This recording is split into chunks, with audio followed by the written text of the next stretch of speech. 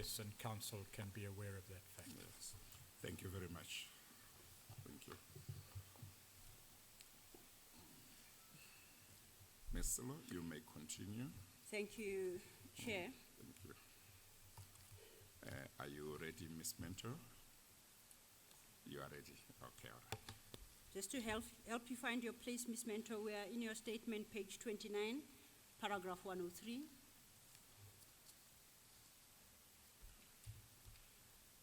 And dealing with what you term first disclosures. We have dealt with what you call the informal meeting before the meeting of the Joint Standing Committee on Intelligence. Now, can you take the story up from paragraph 104? Era 104 is the fact that an opposition member or two raised the issue in the committee for the attention and request of the committee, requesting that the committee discusses the matter.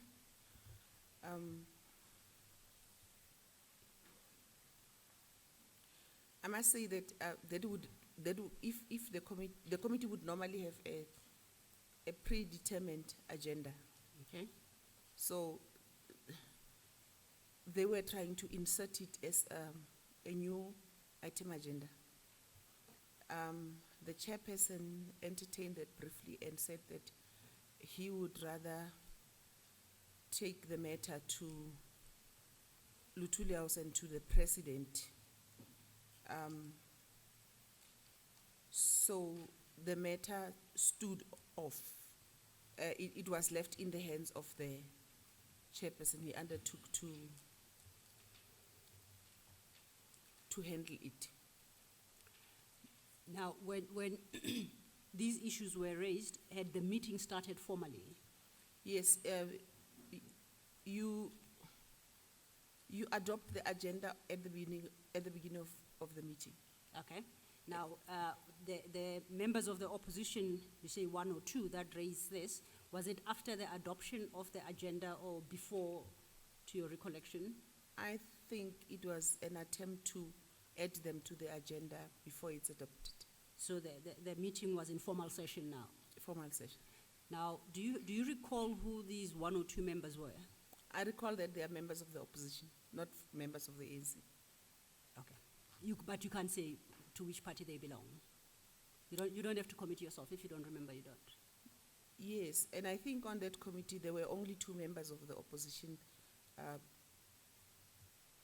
representing 2 opposition parties. I don't want to commit myself to Yes. names.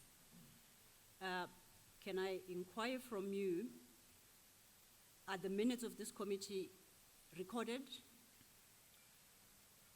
The minutes of the committee are usually recorded and they are secret. But Okay. I'm sure the commission will be able to deal with that. And can the chairperson accept that they are transcribed as minutes for consideration at the next meeting in the normal course? Can you explain that to me, please? Can the chairperson accept, and I appreciate that they are confidential, that in every meeting, minutes are taken, which are then adopted at the subsequent meeting? Does the committee follow that process as well? Yes, but the issue was not discussed. It was handed over to the chairperson. I'm sure that you'll get those minutes. Okay. You ask for them. Now, you indicated that the chair expressed a view on how that matter should be dealt with. Who was the chairperson of this committee? Dr. Siyabonga Cwele. And can the chairperson accept that if the commission were able to locate those minutes, both the issue raised and the decision of the chairperson will be reflected in that minute? Yes, ma'am. Okay. Is that what you expect to be the position, or are you giving that answer because you did subsequently see them and they do reflect that? I did not see them, Chair. I don't know if matters that are considered for addition to the agenda are added. But I don't want to stop the commission Yeah, no, to try and access the minutes. no, you are not stopping the commission. You are trying to help as much as you can. But I'm just raising that so that you are conscious of what the question put to you might mean and the answer that you give might mean. So you were asked whether the minutes will reflect that addition and the decision of the chairperson. You said yes. So I just thought I must just check with you whether when you say yes, are you saying yes because you did subsequently see the minutes and they reflect those two issues, or whether you are simply saying yes because you expect them, that is the minutes, to reflect it? I did not see that they are captured in the issue discussed was captured in the minute. I would have seen it in the next meeting when we deal with matters arising. So I did not. So I'm expecting that the discussion might be captured, might not be captured. Yeah, just remember, I said earlier on, just always remember about what you are sure about, to say, yes, this I know, this I'm not sure about, this I don't know. In this case, you are not sure whether the minutes will reflect, but you expect them to reflect Yes, these Chair. issues. Okay, thank you. Thank you for that clarification, Chair. And can the Chair accept that at that point that was the end of this discussion on this matter in that committee meeting on that day? Yes, ma'am. Now, in other subsequent committee meetings you attended of the same portfolio committee, was this matter ever referred to again? Not that I recall. Okay. You indicated that the chairperson said he would refer the matter to The ANC. The ANC. Lutuli House. To Lutuli House.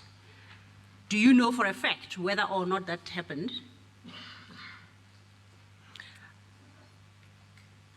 Chair, I must say that we were made to believe that it happened because we would have a study group of the ANC separate from the opposition. At one point, that issue was, the chairperson was asked how far the issue is that he had gone to report to Lutuli House, and the response was that Lutuli House is still seized to the matter. But further than that, I don't recall it ever being discussed again.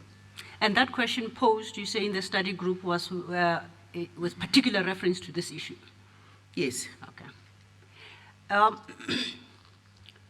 Are you aware whether Lutuli House, as you explained, reverted to the chairperson of the committee on this aspect?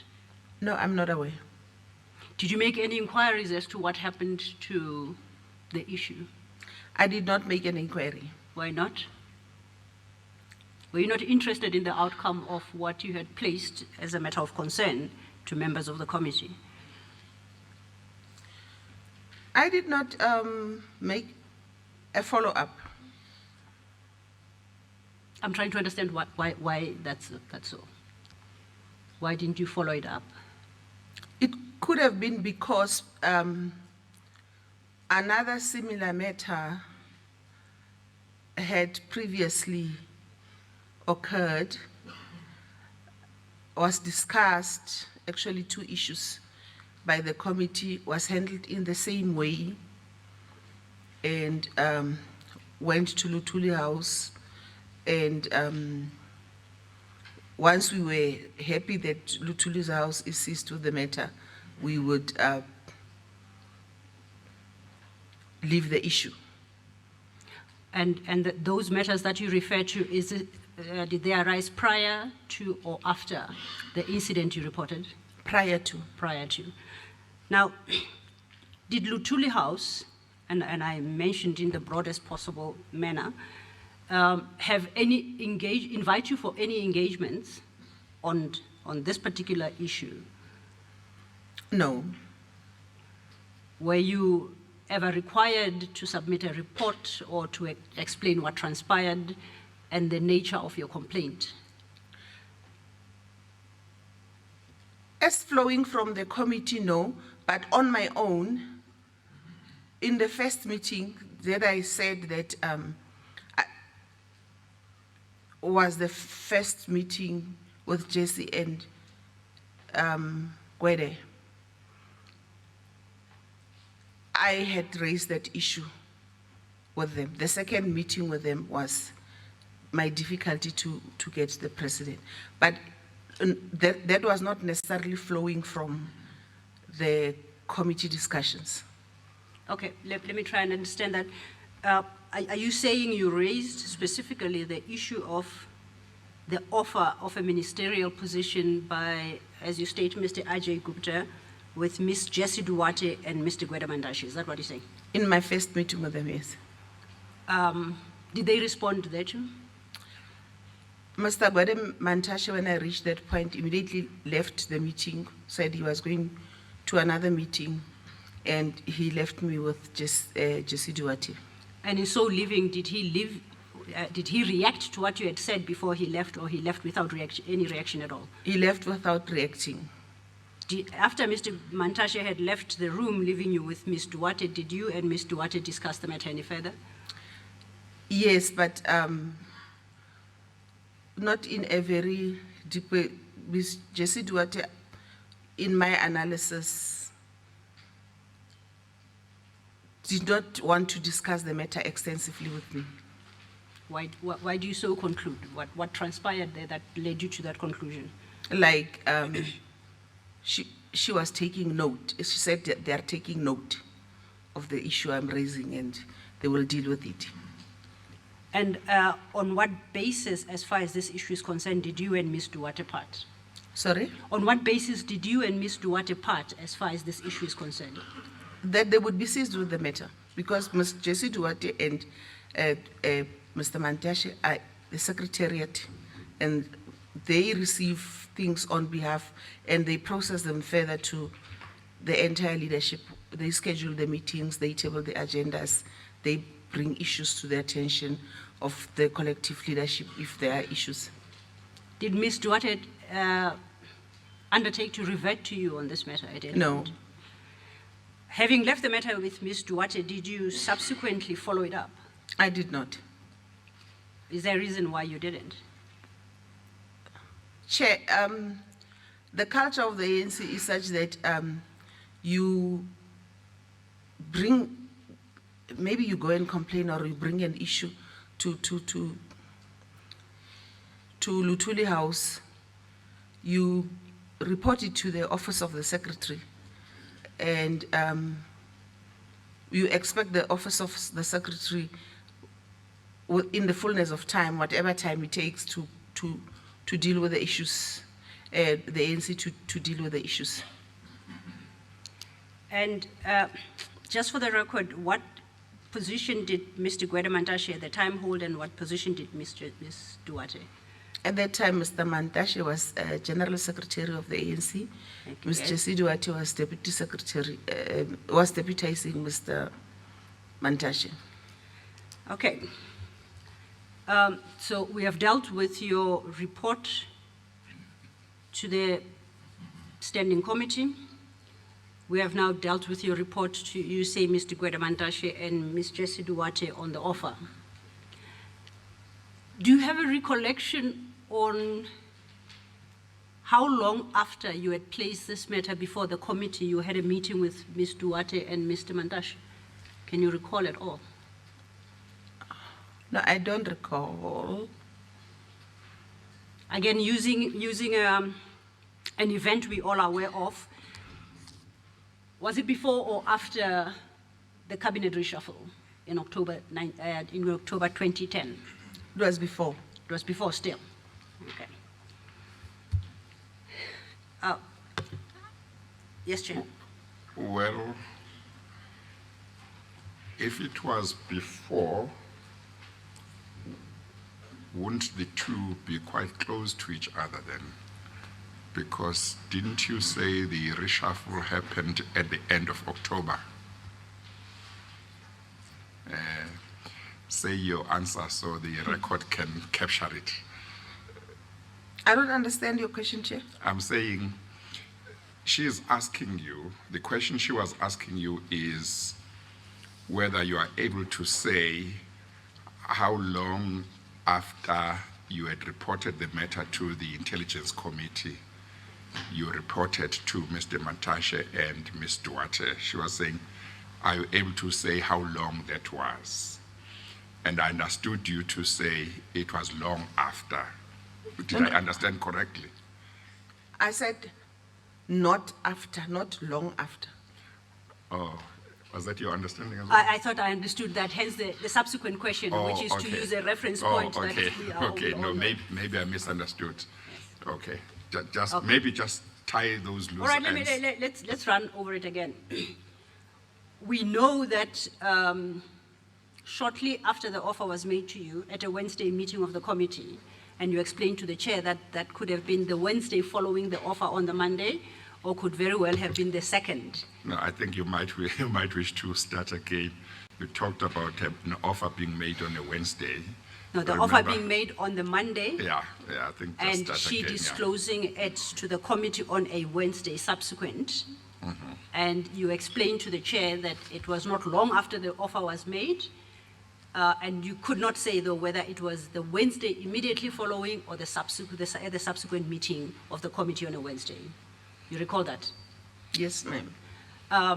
And you recall that I then posed a question to you. I say, let's use the reshuffle date as our reference point, and we all know it's the 31st of October, to establish whether when the time you reported to the committee, was it before or after the reshuffle? And your answer was that it was definitely before the reshuffle. I said that it was not after. It was not after the reshuffle. Yes.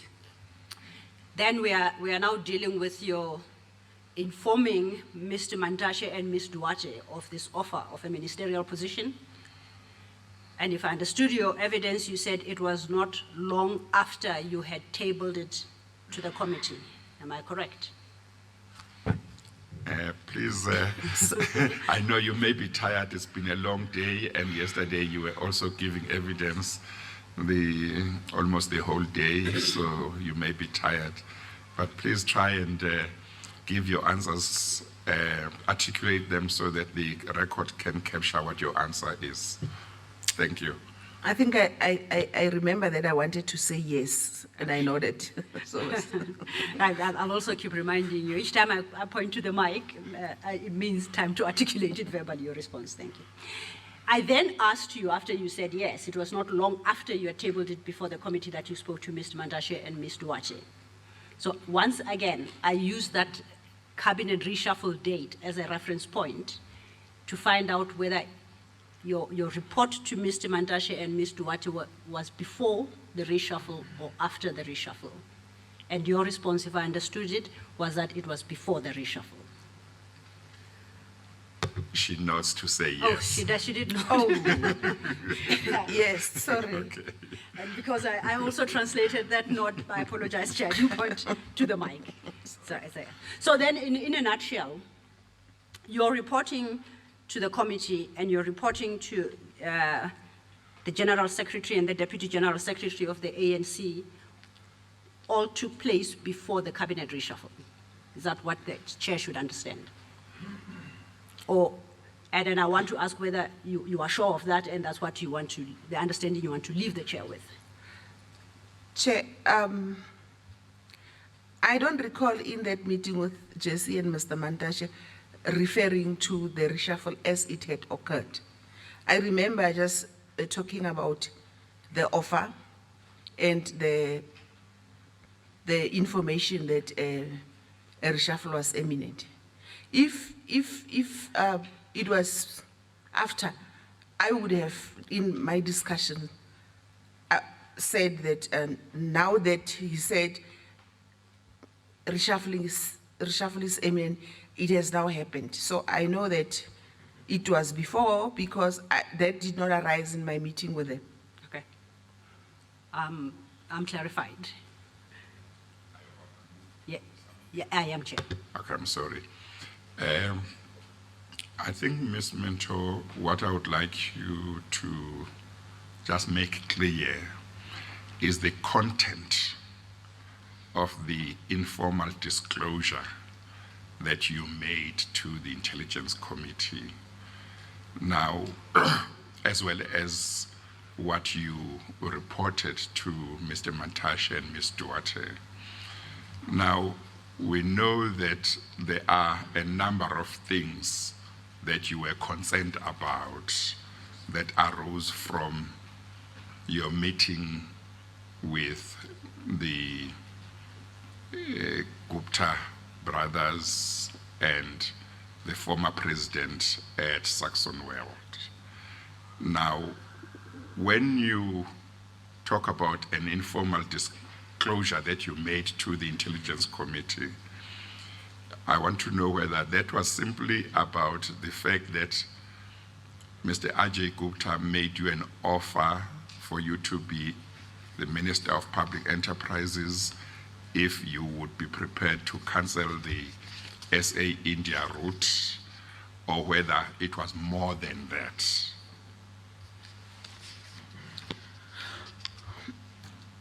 It was the issue of the offering of the ministerial position and the route, as well as the reshuffling. I did not go into details about what happened between myself and the president. Oh, okay. No, that's important, because I wanted to make sure that if any of those people, any one of them or more, were to come here, we must know whether we expect them to know some of the details you have told us about in relation to what happened when you went to Gauteng to meet the president or not. So it was basically the reshuffling and the offer. And in terms of the reshuffling, was your concern simply that you conveyed to the committee and to Mr. Mantashe and Ms. Duarte subsequently, was the concern simply that you heard from a private citizen that there would be a cabinet reshuffle, number one. Number two, that you were offered a ministerial position by somebody other than the president? In other words, were those the two issues that you were raising? In other words, you were saying, I couldn't understand how somebody else other than the president could say he could offer me a ministerial position, number one. Number two, he told me about the cabinet reshuffle that hasn't happened. So I just want to understand what it is you conveyed to them that they were supposed to deal with. The crux of the issue I was conveying was that they offered me a ministerial post when they do not have the authority to do so, and that they offered it with a certain condition, which was to cancel the route, and that they told me that there is a pending reshuffle. And it was the same two issues that you conveyed to Mr. Mantashe and Ms. Duarte? Yes, Chair. Thank you very much. Thank you, Chair. Thank you, Ms. Mentor. You proceed then on your page 30 to deal with this issue of disclosures under heading Media and Social Media, and you start that at paragraph 106. Can you take the chair through the disclosure on media and social media? The disclosure, I understand, falling under the main heading of my disclosure of the offer made to me by Mr. Ajay Gupta.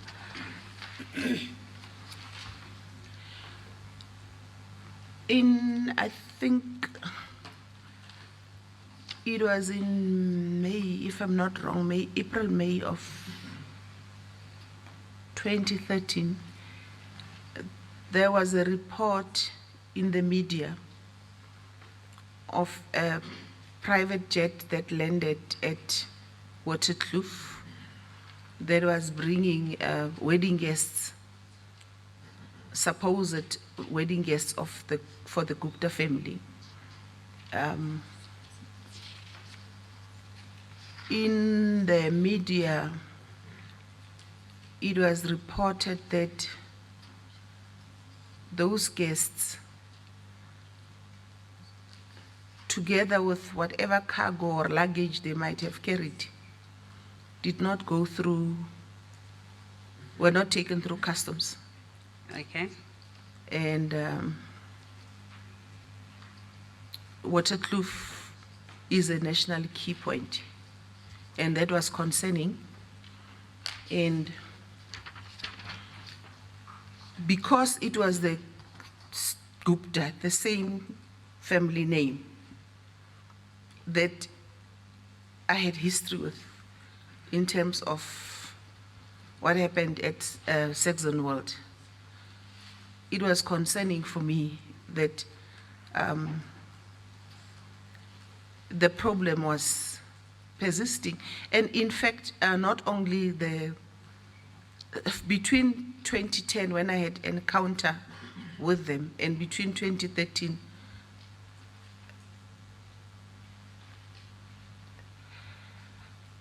incrementally, the Gupta were in the media about many things often. So I started posting on my Facebook page a lot about them around that time. I accept that. I'm interested in particular when you started posting about the offer of the ministerial post made to you. Do you have a recollection as to when that first appeared in the media or social media at your instigation? In my recollection, in my mind, I started talking about it in 2013 after that plane landed at Waterkloof. But I've tried to search for it. I'm not very savvy. I'm savvy in putting things on that net, but I'm not savvy in retracting them and tracking them. In my mind, I touched on the issue of the offer. I touched on it again in 2016.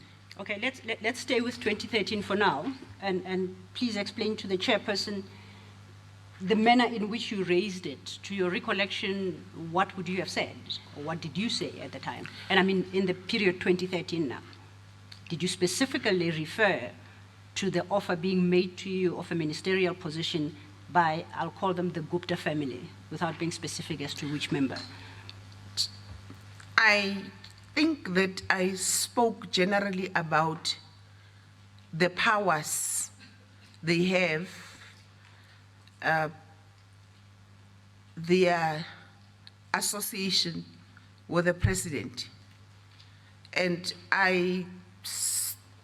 if my memory serves me well, I said they can land at Waterkloof, they can land a private jet at a national key point because they derive their authority from the head of state.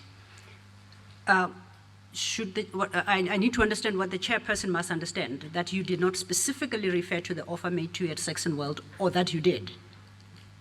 I cannot recall if in 2013 I specifically referred to it, to the offer. Can you recall at least when was the first time you specifically made that claim, either in the media or social media, and made the claim that Mr. Ajay Gupta offered me the position of Minister of Public Enterprises? Can you recall when definitively, at least, you stated it in the media or social media? What is clearer in my mind is what is fairly recent, which is what transpired in 2016. Okay, let's go to 2016. When I was on a family vacation in Thailand, and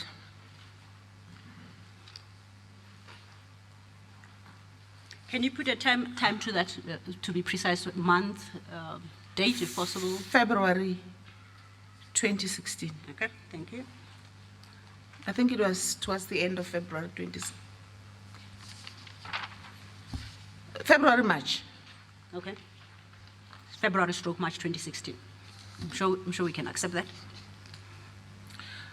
I recall that at that time, I think it was Moody's agency that was in the country, and there was a high probability that South Africa was going to be downgraded. So much as I was on vacation, I was seized with checking news from home through the net and by various ways. That's when I came across, I first came across the government emblem that had a head of Gupta brother superimposed on it with a turban that depicts Indian culture, as Indian men would often do, wear a turban around their head. So I put a post on the media, or on my wall, saying, this is who runs the country. In fact, I think I linked that to the probable downgrade that was pending. I said in my post, and I'm paraphrasing, we are in this situation, meaning the situation of a probable pending downgrade because of this. Our country is run by this. Okay. Subsequent to and then there was a whole lot of discussion around it. But because there is I'm sorry, Ms. Mento. Please don't forget what you wanted to say. Okay. Will you just say what you meant when you said our country is run by this? Just state exactly what you were meaning. Thank you, Chair.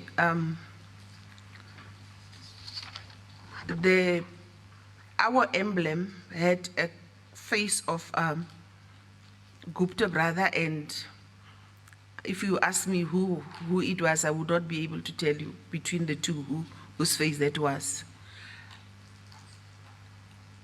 And I was saying, we are about to be downgraded. We are in an economic mess, about to be downgraded because of, in the post, I did not say so-and-so runs the country, but I put that picture and said, because this is who runs the country. Yeah, what I mean is you obviously had in mind who you were talking about. Who is that? Gupta. And based on the posting, the person who saw the post and read what you wrote would understand that as well. Is that correct or not? A person would understand that. I was at the point where I say there was a lot of discussion because everybody understood that I meant that our country is being run by a Gupta or the Guptas, and yes, that has resulted in an economic mess. Yes, okay, thank you. Thank you, Chair. Okay, then you made that comment on social media. It was a general comment about who runs the country. Now, when did you first make a posting relating to the actual offer of the ministerial post? I think the next day or within a few space of time, because there's a time difference between Thailand and South Africa. Yes. There was an intervening period where I went to sleep. And then when I woke up the next day, it might not have been the same day in terms of the time differences between a certain Johan Abri,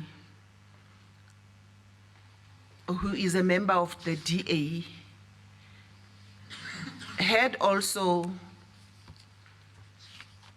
discussed the issue of the Guptas. I don't know if he also had put that thing, because those few days that the head of the Gupta on an emblem was a topical issue on the, I don't recall if he had also put that thing there. But on his thread, by the time I woke up, his thread was quite advanced in discussion. I then said that I'm not surprised, but they had previously offered me a position, and if you'd indulge me, Chair,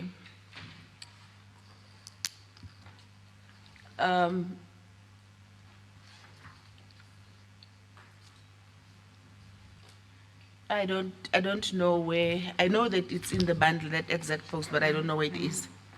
Chair, if I may be of assistance. Yeah. You deal, the first time you refer to Mr. Abri is in your paragraph 109. And you state that you responded to a Facebook post, and then you provide a picture that Mr. Abri posted, and you annex that as MP3. Your annexure MP3 is page 37H. 37? H, bracket H. Yes. Now, at MP3, the first 4 posts there appear to be by Mr. Johan Abri, but they have different dates, if you note. So which one in particular would you like the chair to have regard to? I don't think I understand your question. If you look at 37H, Yes. you see Mr. Johan Abri. There are 4 posts by Mr. Johan Abri. Do you see that? Yes. Now I'm Yes. saying under the name Johan Abri, each time there is a date and a time. The first is March 21st. The second entry is February the 2nd, followed by March the 12th, followed by March the 14th. My question is, which of the 4 are you drawing the chairperson's attention to? The one of March the 14th. Okay. You may continue. You received this post, or at least you saw it, let me say. I saw it And then what happens next? and I commented. Okay, let's deal with your comment. Where do we find your comment to this post? 110. Page 31, paragraph 110. Paragraph 110.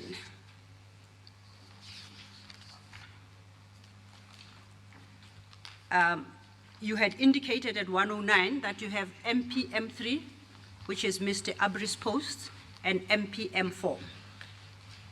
Correct? If you look at your 109. Now please turn to MPM4 Yes. and explain what MPM4 is. Is that your response?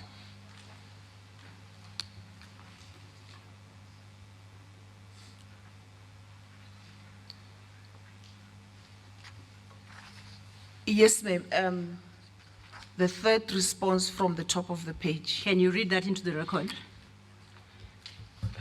It's so fine. It's very fine.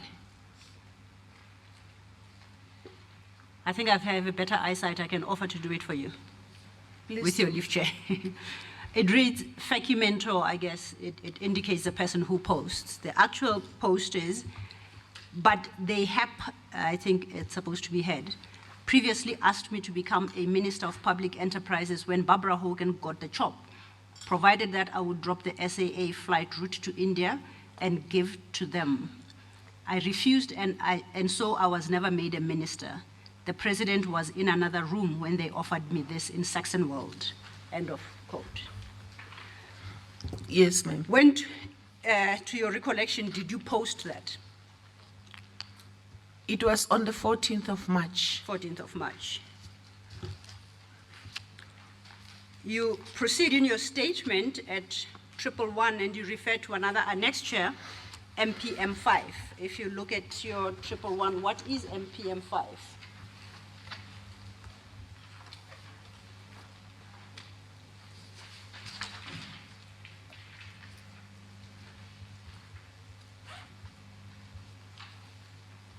It's my Facebook post. MPM5 at 37J, page 37J.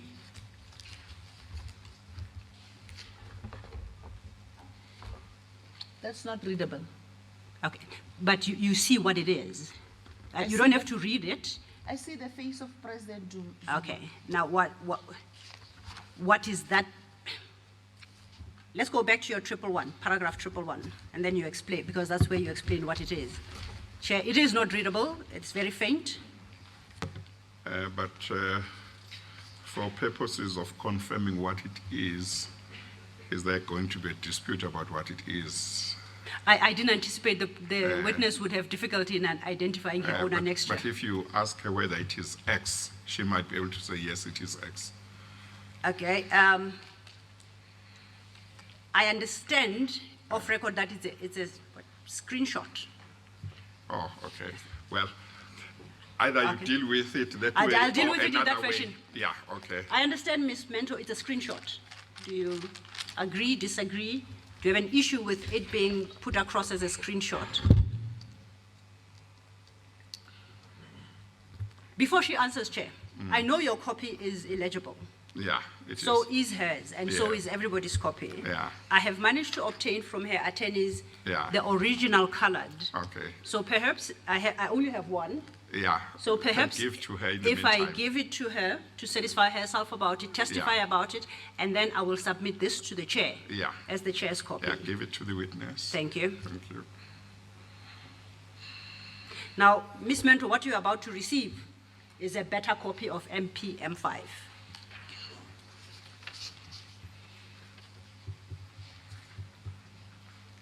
Do you recognize it now?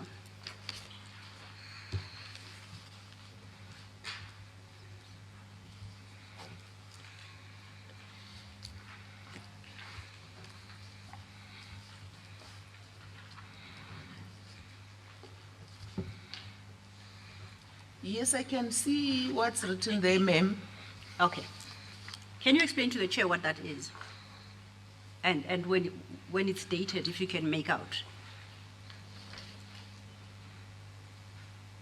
You can't? It's titled News. Yes? It's dated the 25th of March, 20. Please look carefully. The caption is, Ms. Mento? Okay, we're going to go for a quick break. Thereafter, we'll go back to the state capture inquiry.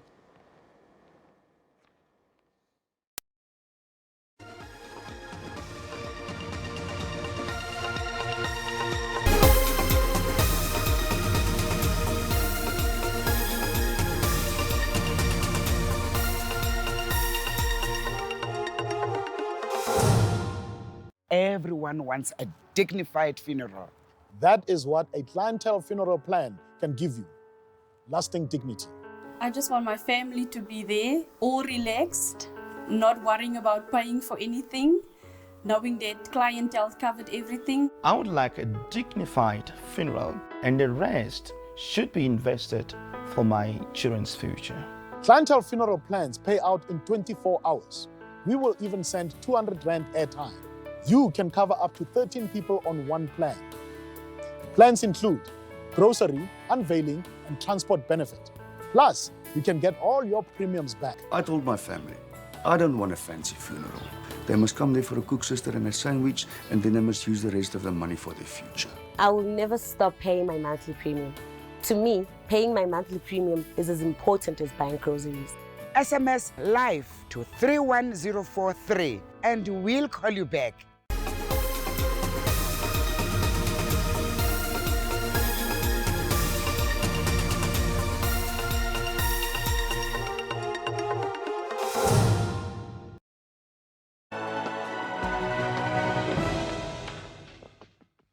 The the presidency has received media inquiries about...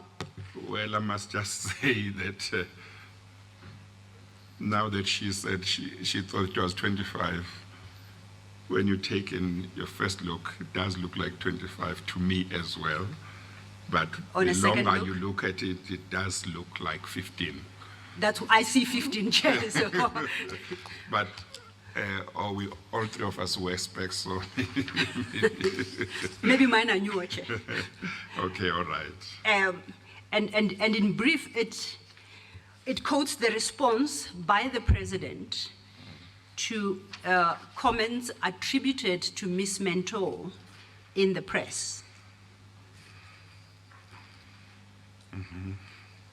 And next to the last line on that snapshot is indication that inquiries be directed to Benjamin somebody, given the number, and it's issued by the Presidency, Pretoria.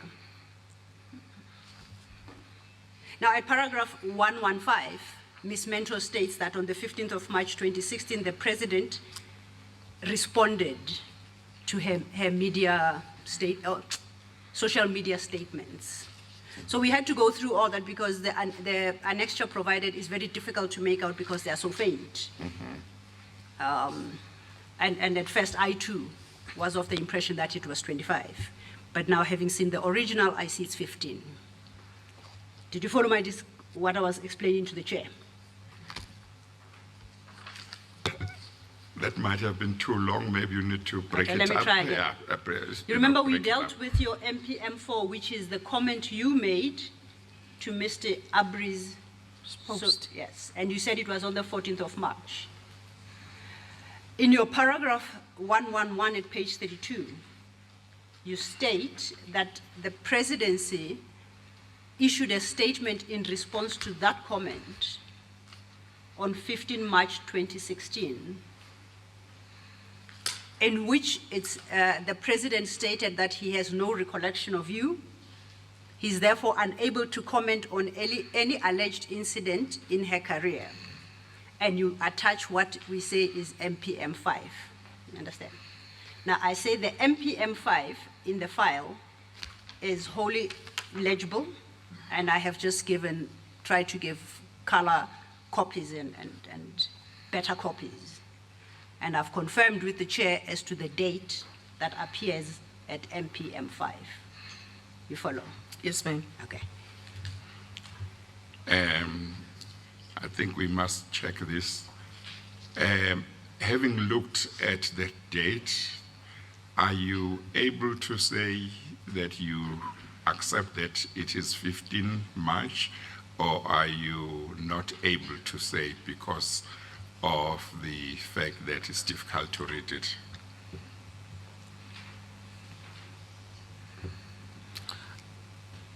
March in terms of MPM5,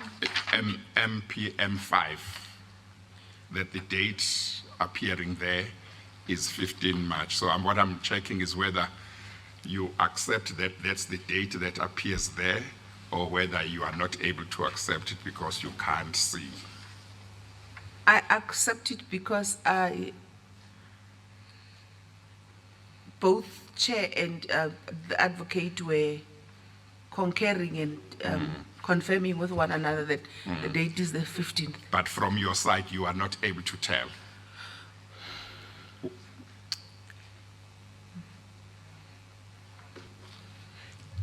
You are not sure. This I is think. embarrassing, Chair.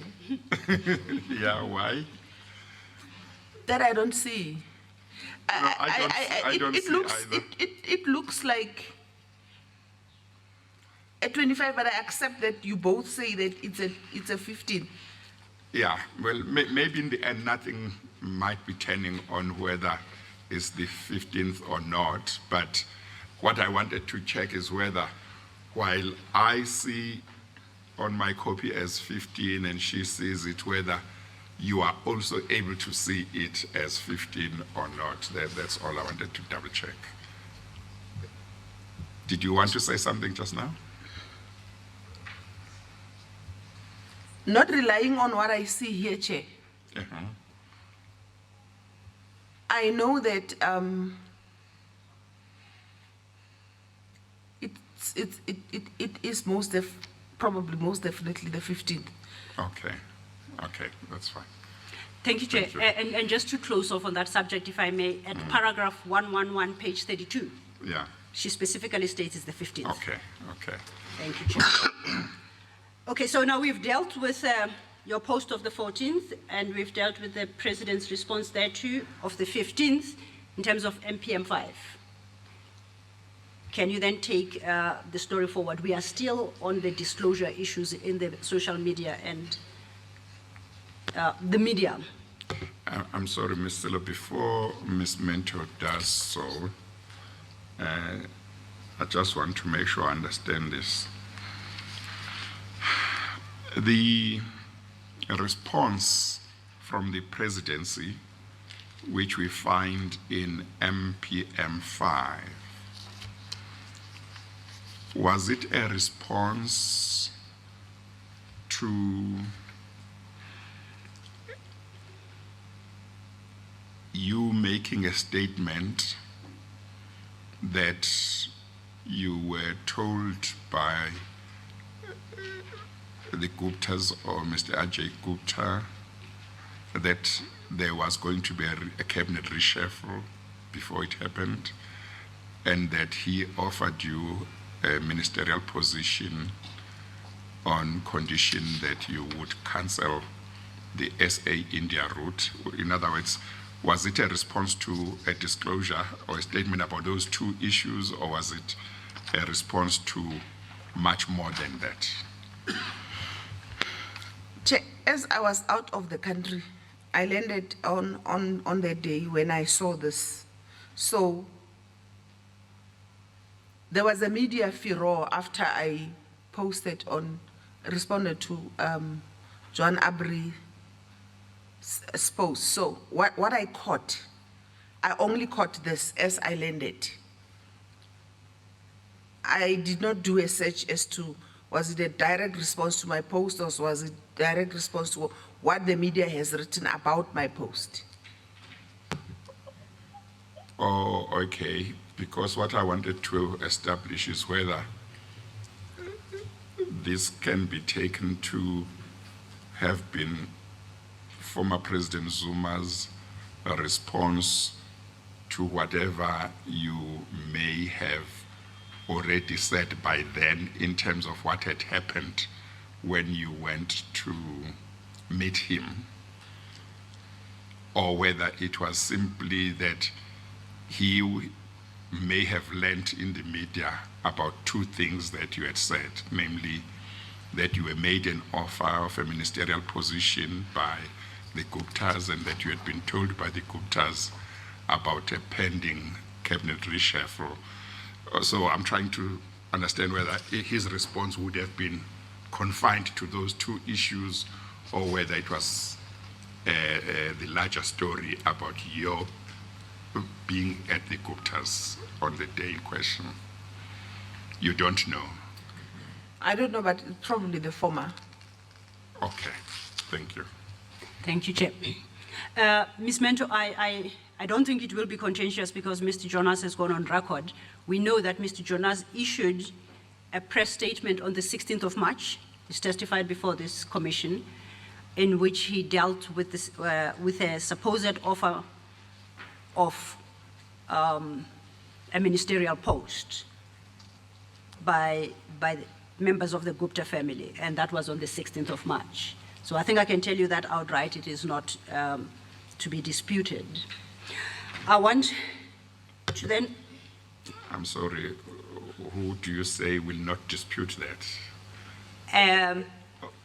Do you know whether Mr. Ajay Gupta will not dispute that? No, Chair. Not the content of that. That Mr. Jonas issued a press statement. Or the fact of the that issuing will, of the... Oh, yes, okay, that's the one that is not will be disputed, okay. not the content.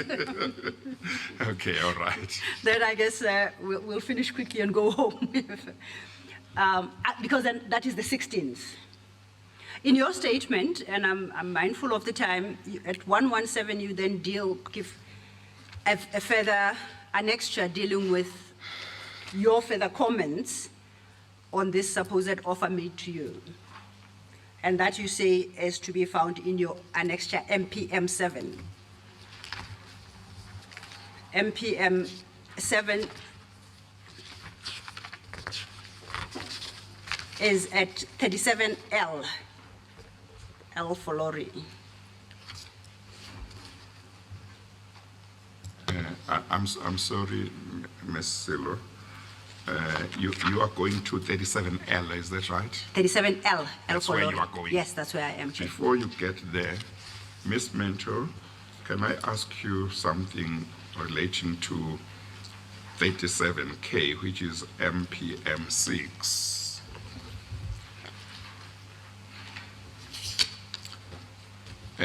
There, I think you posted something, I think, where you sought to refute the statement from the presidency that former President Zuma said he had no recollection of you. And one of the things you said here is that you chaired the ANC National Parliamentary Caucus when President Zuma was a deputy president. He sat next to me and spoke through me and with me in caucus each Thursday when Parliament was in session. I sat with him in the ANC's political committee each month too. He's the one who was sent by TOP6 then to tell me that the ANC has, or the NCC has deployed me to be the chair of caucus then. The question I want to ask you is, for how long were you chairperson of the ANC National Parliamentary Caucus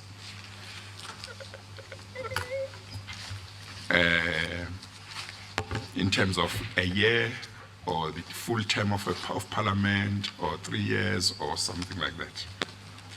I think it's 4 years or slightly just over 4 years, Chair. Now, that's quite important. It's then important also to tell us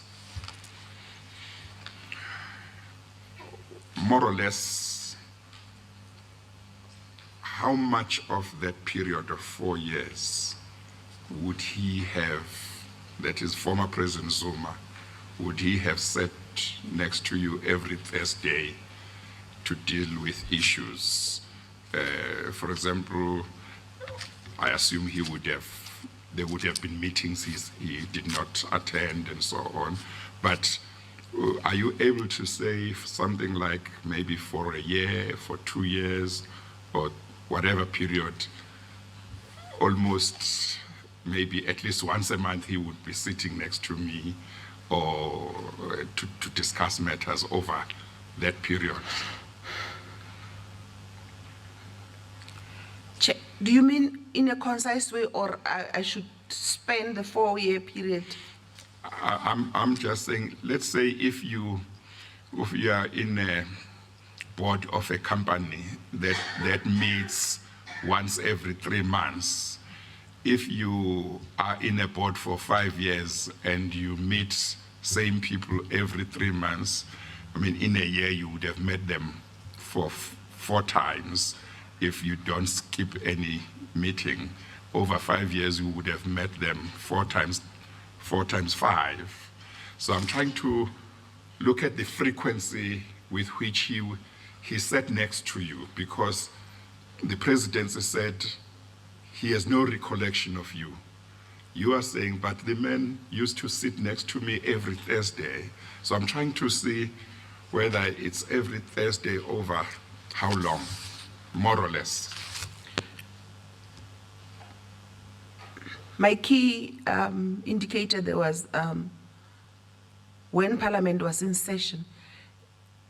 And of course, it will exclude when the president is the deputy president is out of the country.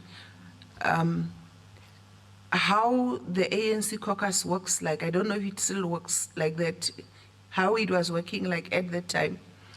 the head of state would attend caucus once a quarter, but the deputy president had to attend caucus and let me start with caucus meetings before I go to political meetings.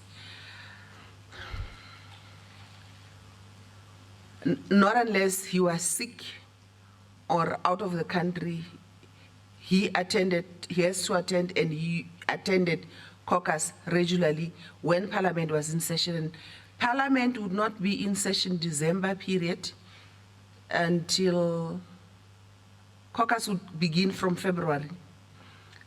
Parliament would go in session again briefly for the June holidays, usually for about 2 weeks or for 2/3 of the June holidays.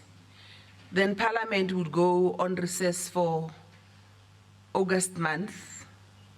So those are the only times when Parliament is not in recess. And all the other times, caucus would be sitting every Thursday.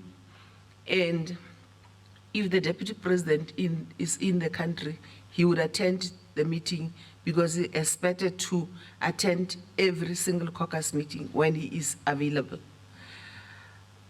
The political committee meetings set once a month. The deputy president was head of the political committee. He was expected, he attended regularly also, not unless he was out of the country. So that's the frequency at which I sat with the deputy president. Is it likely to be correct to say, and you must just think carefully before you answer, because you just need to make sure that you are answering correctly. Would it likely to be correct to say it was not less than 10 times that he sat next to you while you were in that capacity over whatever the period was? Or you would not be able to say? It was way over 10 times. It was way over 10 times? Yes, Chair.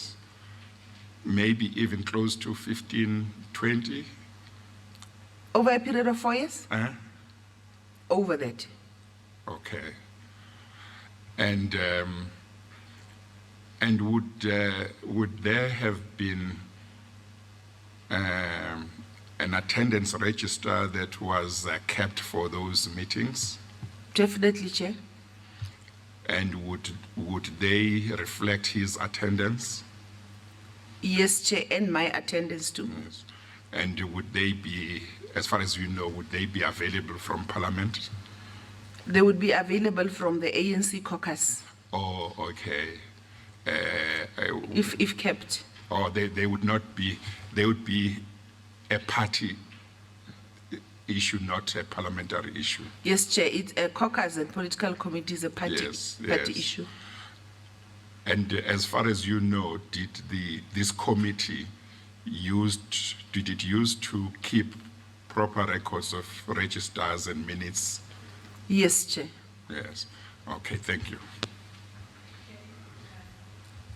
Chair, if I may just assist the Chair, the Chair might want to take note of the following, because when Ms. Mento gave testimony on these aspects yesterday, she wasn't referring to a statement. This is dealt with at paragraph 19 at page 5 of her statement. From paragraph 16, it's 2002 when she becomes a member of Parliament. And at 17 indicates in 2004 she was then elected chairperson of Portfolio Committee. At 18, she says she was made an ANC whip for discipline in 2004. At 19, says shortly thereafter I was promoted to become the national chairperson of the ANC caucus in Parliament. I held that position from 2004 to 2008. By virtue of that position, I sat on the national executive, the NEC of the ANC. Then at 20 says approximately 2008, I was removed as national chairperson of the ANC caucus. So I just wanted to draw the chair's attention to 16 to 20, and it would address some of the time issues. Thank you, Chair. Maybe I can just add this, Ms. Mentor. With you having been chair of that committee, so you would have actually seen minutes of various meetings of that committee.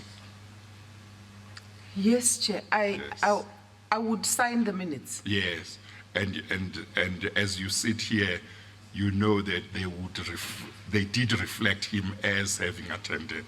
Yes, Chair, whenever he attended. The minutes had an addendum of the register, which is separate. Yes. We don't sign the attendance register, but Yeah. I sign the minutes, but Yes. attached to the minutes is a separate document, Yes. which you circulate because the caucus is very huge, Yes. and everybody signs next to their name when Yes. they are in attendance. Yes. So your response to the statement from the presidency to the fact that the former president had no recollection of you was in effect to say, but how is it possible? Because he sat next to me in meetings for so long, effectively. Yes, Chair. Thank you. Thank you, Chair.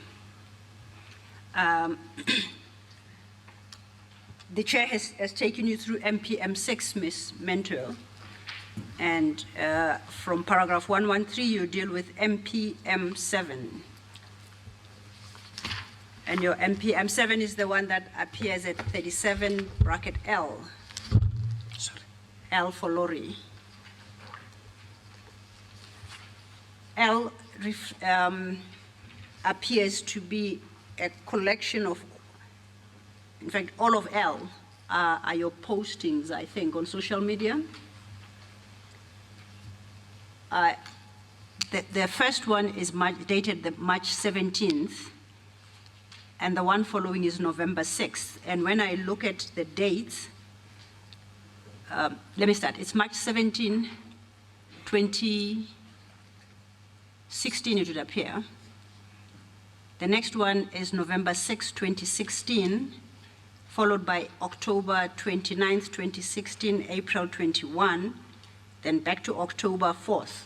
Now, of all these, which ones are you relying on as MPM 7?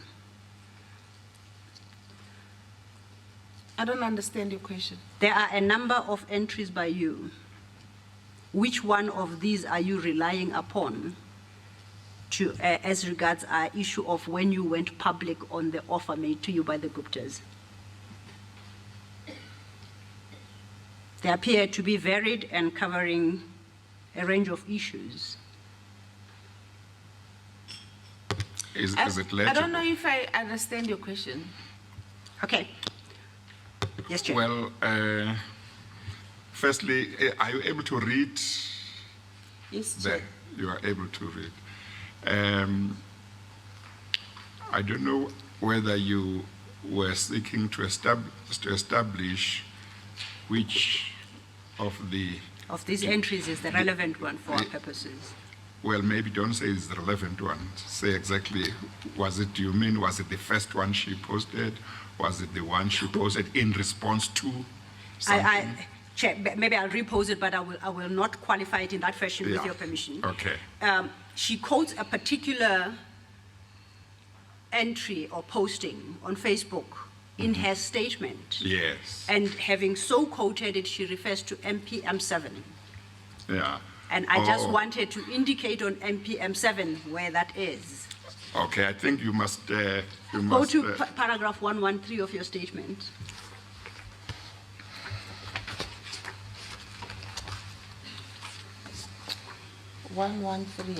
At page 32. You start with the words, on 17 March 2016, I further posted.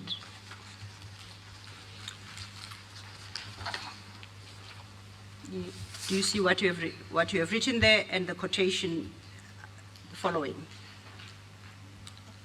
And then in Yes. 114, you have got a copy of this post is MPM7. Can you say that? Yes, Chair. What she is asking is that you should point out at page 37L, which of those, I don't know if they are called postings, or those entries, she calls them, is the one you refer to in paragraph 114. Which one of those, yeah. That's what she wants. Thank you, Chair. It's the one of 17 March. So, okay. The only one of 17 March, Chair, is the first one at PM7. Okay. Because the writing is small, you can now refer back Okay. to your paragraph 113 where you've quoted it. So do you confirm that is the top one at 37, page 37L? Yes, Chair. Thank you. Okay, now let's deal with that, that post, or I don't know what the chair called it. Well, don't rely on me. I don't know It's these a post. It's a post. Okay, the post. Let's rely on the version you have on at page 113 of your statement. It's more legible. Paragraph 113, page 32. Okay, now can you read into the record what you said on the 17th of March on your Facebook page? President Zuma was in that Gupta house with me on that day. He came in after I rejected the offer. He accompanied me down the 456 marble-covered white stairs at the entrance of the Gupta house to their black twin cab with heavily black-tinted windows, which taking me back to the airport. I'm reading it as is. Yes. I was on crutches. It was about 5 to 7 days or so before Barbara Hogan was reshuffled as a Minister of Public Enterprises. The rest I will reveal at the right time. Okay. While we are on that, may I inquire as to what you meant by the statement, the rest I will reveal at the right time?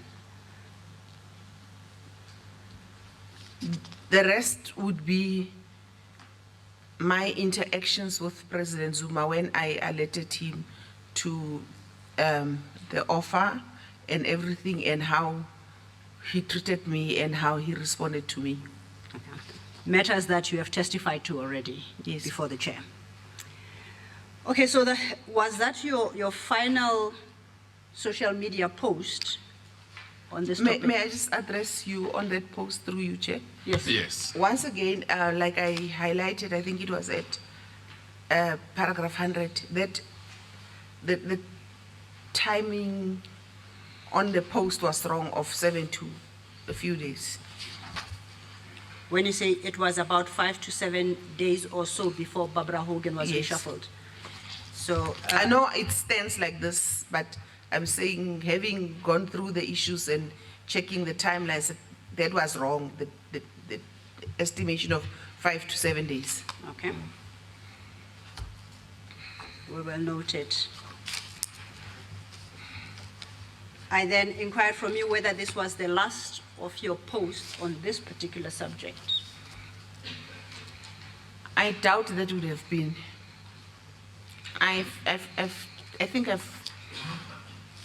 on the subject of President Zuma and the Gupta and myself in Saxonwold. On the offer of position of minister. I wouldn't know if it was the last. Okay. As far as this chair is concerned, that is the last post you provide him. You don't refer to any other subsequent to that in your statement as it currently stands. Do you want to check your statement? Yes, I would like to do that. Please do so. The post we've just read, you deal with at 113, and at 114 you annex it as MPM7. And you can just check the papers, the pages following.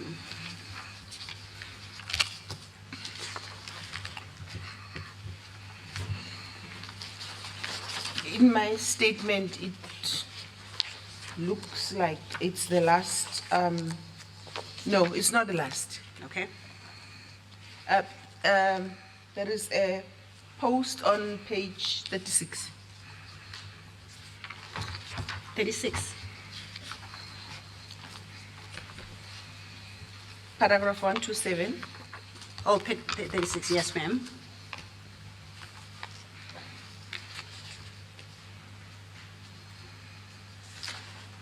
Almost in the middle of the above 128. I see that.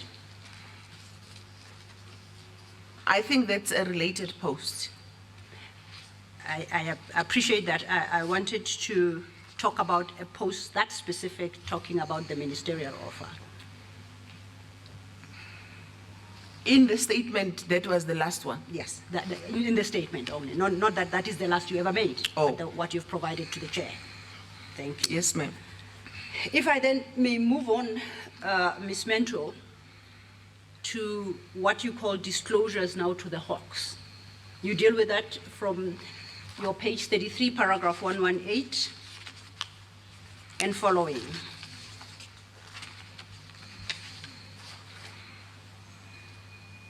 You've located the place in the book. Yes, ma'am. Can you then tell the chairperson about your disclosures to the Hawks? Firstly, what did you disclose and when did you disclose it? Chair, whereas that subtitle there says Hawks, my first disclosure was to SABC, and that's contained in 118. Okay.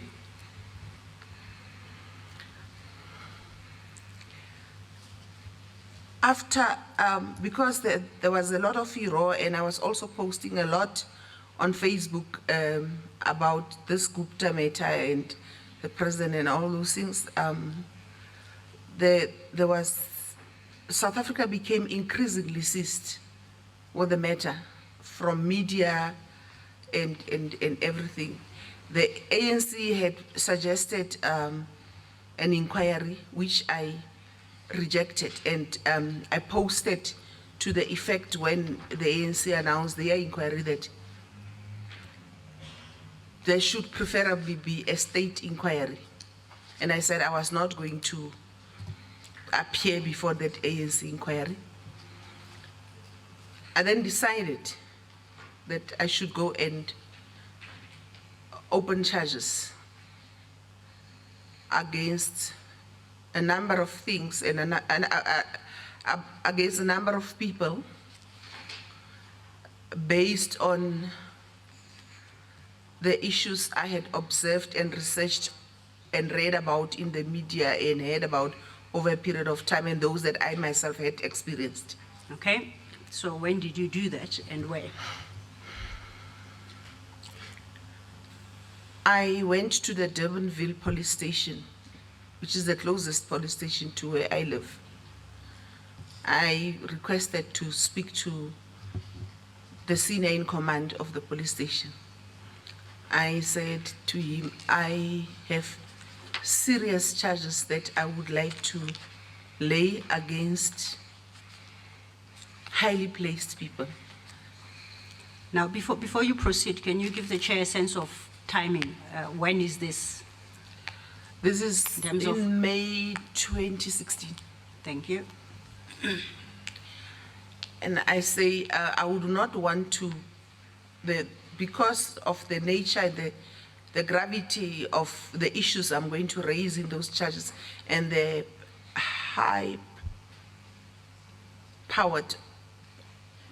people that the charges would relate to, I would prefer not to stand in a police station and talk about this thing where anybody that walks into the police station can hear. I requested that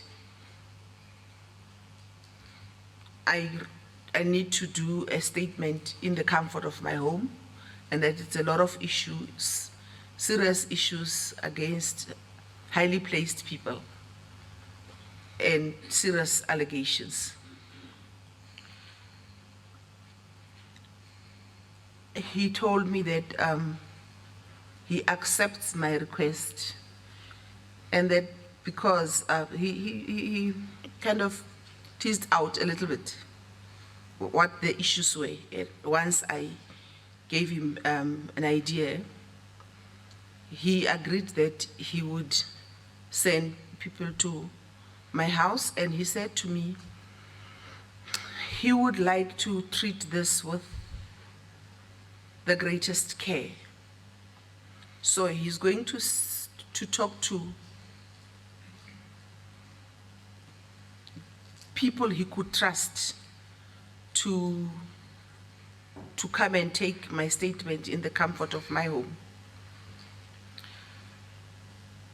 And then later on he phoned to say that people would come the following day in the morning. Those that came were Captain Peterson and Captain Weinhardt. He phoned me to say that I should relax, I can trust them, and he told me that Captain Peterson comes from the office of Major General Vytjie, and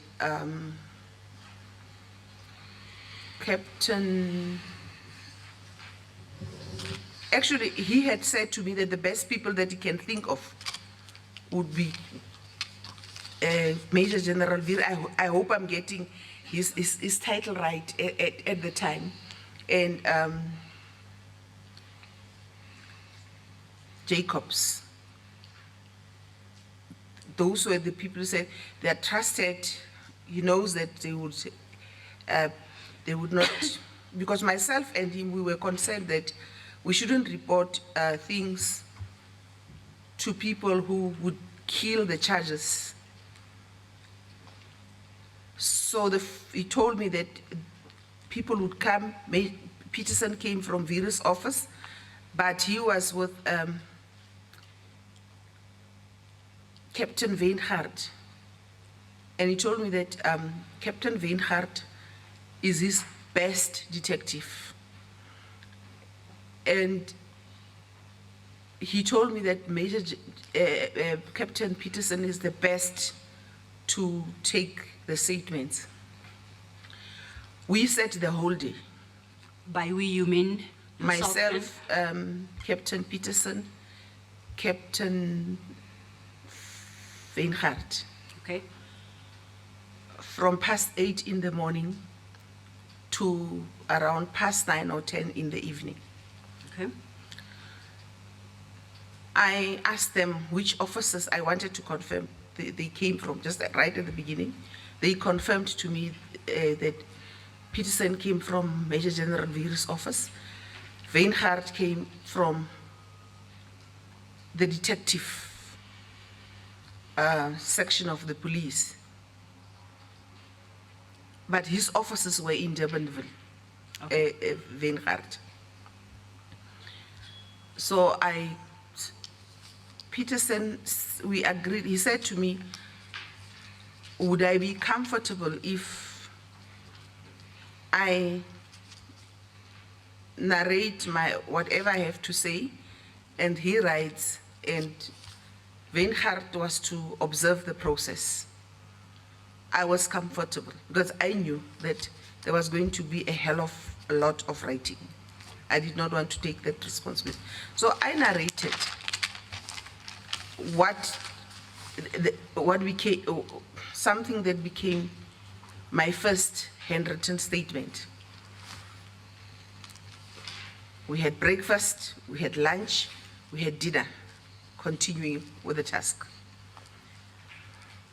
At the end of it, at around past 9, they gave me the statement to read to satisfy myself that it was it captured the process. In between, if there were issues, we would resolve them. After reading the statement, I was happy with the content. Where there was a change, I would have signed, but I accepted the whole statement, and I signed, and Peterson signed too. And they told me that they have been told to take the statement straight to Major General Vytjie, not to the police station, to his office, to himself. That's what the commander of the police station had instructed them to do, to go and hand it personally to him. I later learned that Major General Vytjie also battled with who to work with and who to trust. And then he worked with Major General Jacobs. They went through, he says, they went through that statement. They realized that it contained very, very serious allegations against highly powered people. Now, you say you learned that Captain Vytjie didn't know who to trust. Where did you learn that from? From him, subsequent to that, I had discussions with him. Okay. When my statement was not coming back to me, then I went to Peterson. I want my statement. Go to Vytjie. I want my statement, and then he explains to me the processes that the statement went through. So your response is that you learned from Captain Vytjie that he did not know who to trust? Yes, he was not captain. He was Major General, I think. Please continue. You say Major, I apologize. Yes. Major General Vytjie, yes. So he says, after they discussed, they even discussed as to who can set eyes on the statement, and they put it in a safe. That's how seriously they took it. Okay. So now, after you signed, and you said it's Captain Peterson also signed the statement, they took it with them. What happens next?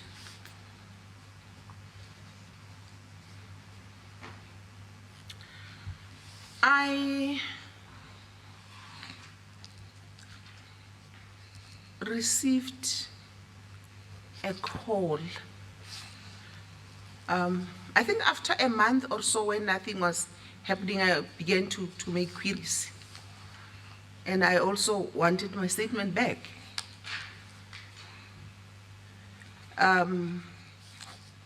Who were you making inquiries with? I started with the people that were with me in the house when I made the statement. Okay. Then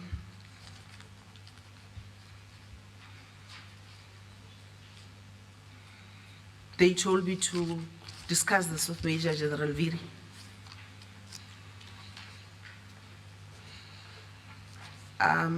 Before they did that, they also told me that at one stage, the statement went into possession of the head of detectives for the Western Cape. Do you know the identity of the head of the detectives for the Western Cape they were referring to? Oh, let me just retract a little bit, okay. Through you, Chair.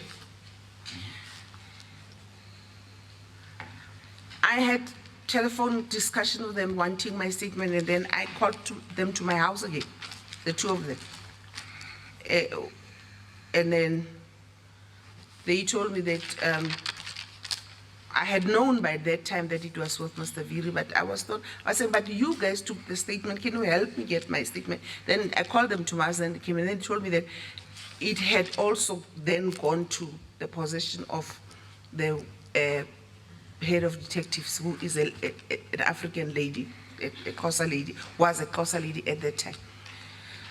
So I asked them, do you have her number? They had a number. And I said, give me the number, I would like to call her in your presence. And I called her.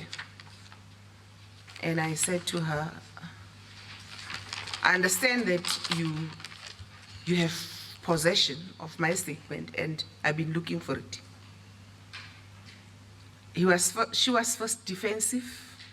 She was like saying, who are you? And I said, I am so and so. I gave him the history. And then she said to me, I'll call you just now. She called and then she admitted that she had possession of the statement. Now, do you have the identity of this person? Do you have a name or title? I know the title, but I got the number from the two gentlemen, and I phoned I got the number and I So phoned. they didn't disclose her name to you at the time? They did. I do not remember it. Okay. Yes. Please proceed. After much, our two calls were nasty. I was angry. She was defensive.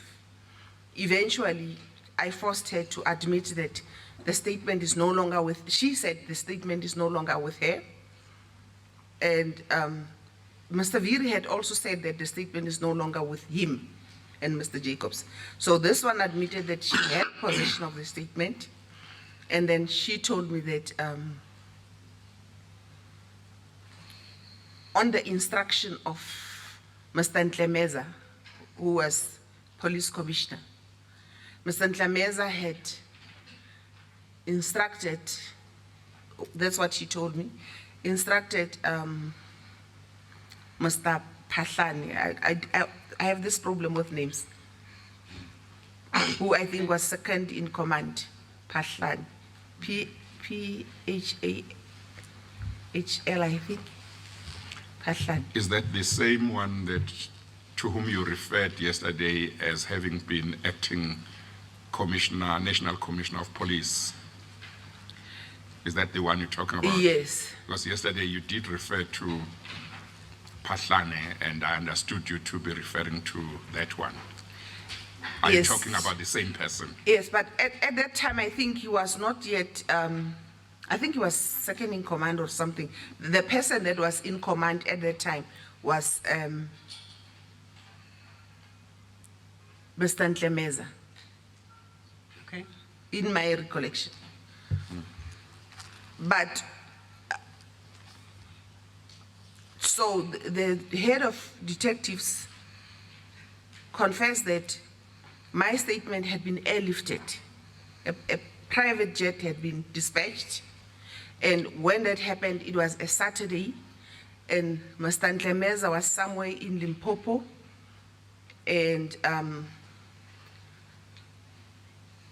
he had told her that somebody would come by private jet to fetch my statement and to fly it to Pretoria.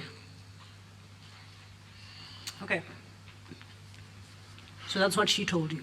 Yes. Okay. And what? She corroborated what what I knew already.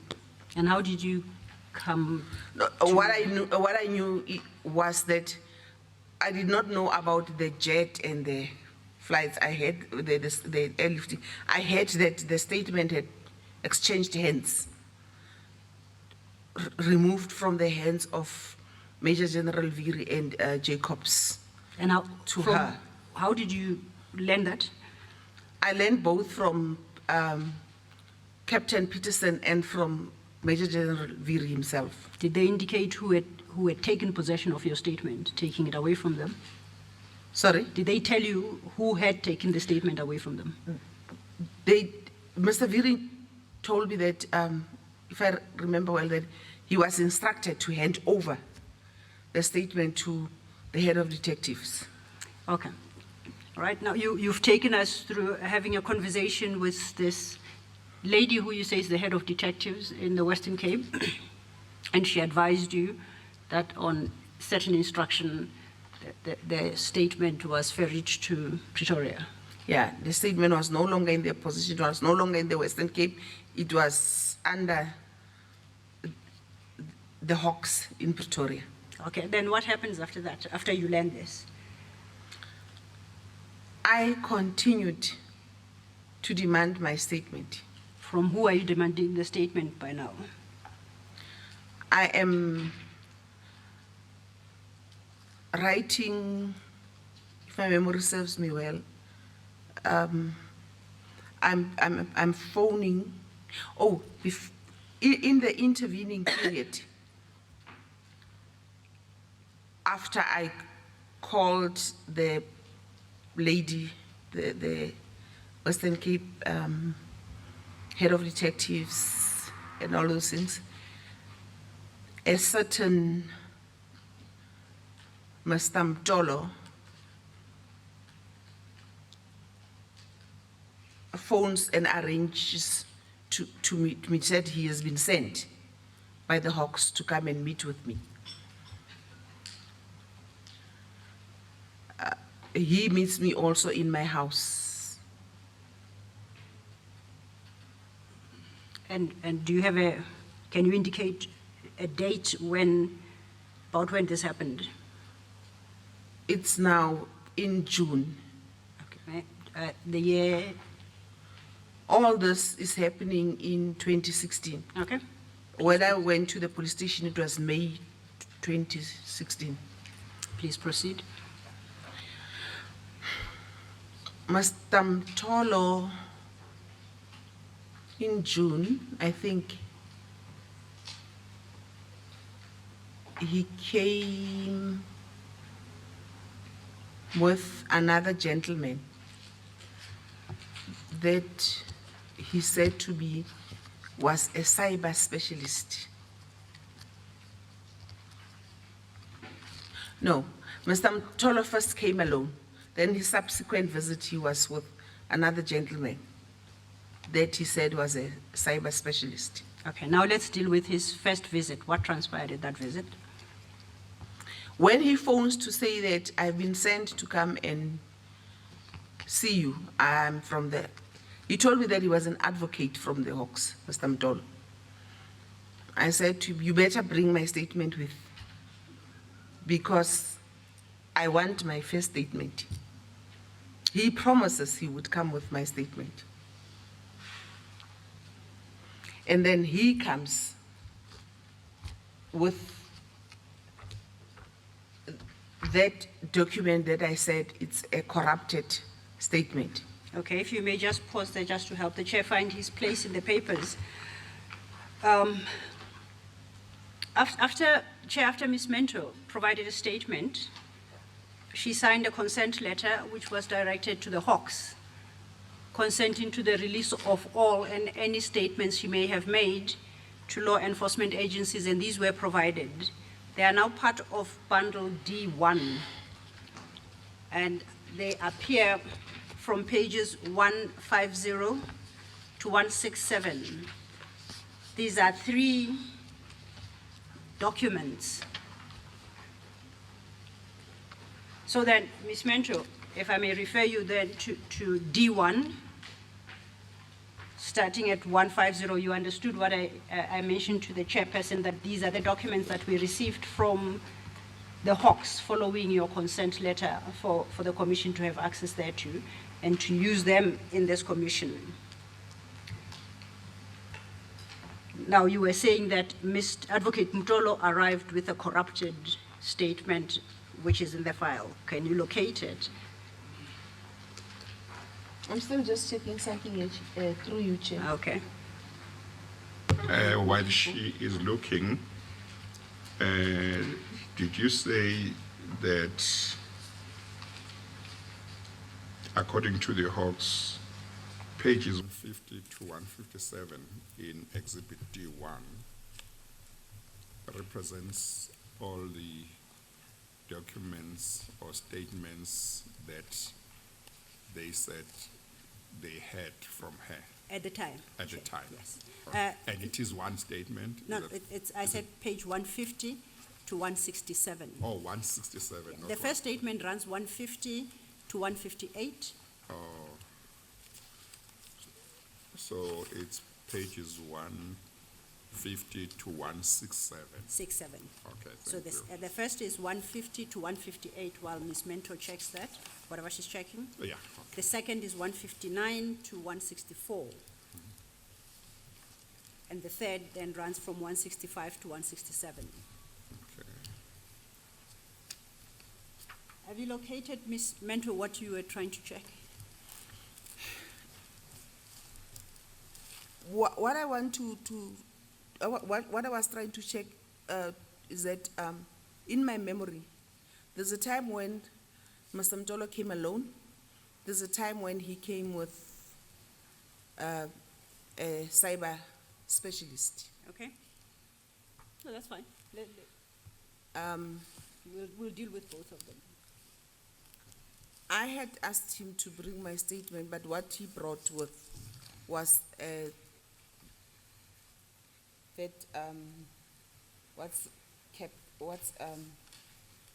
from 150. 150. Yes. Okay, let's turn to 150. It is both typed and has got significant handwriting. Now, can you explain this document to the chair when it was typed and when the handwriting was effected onto it?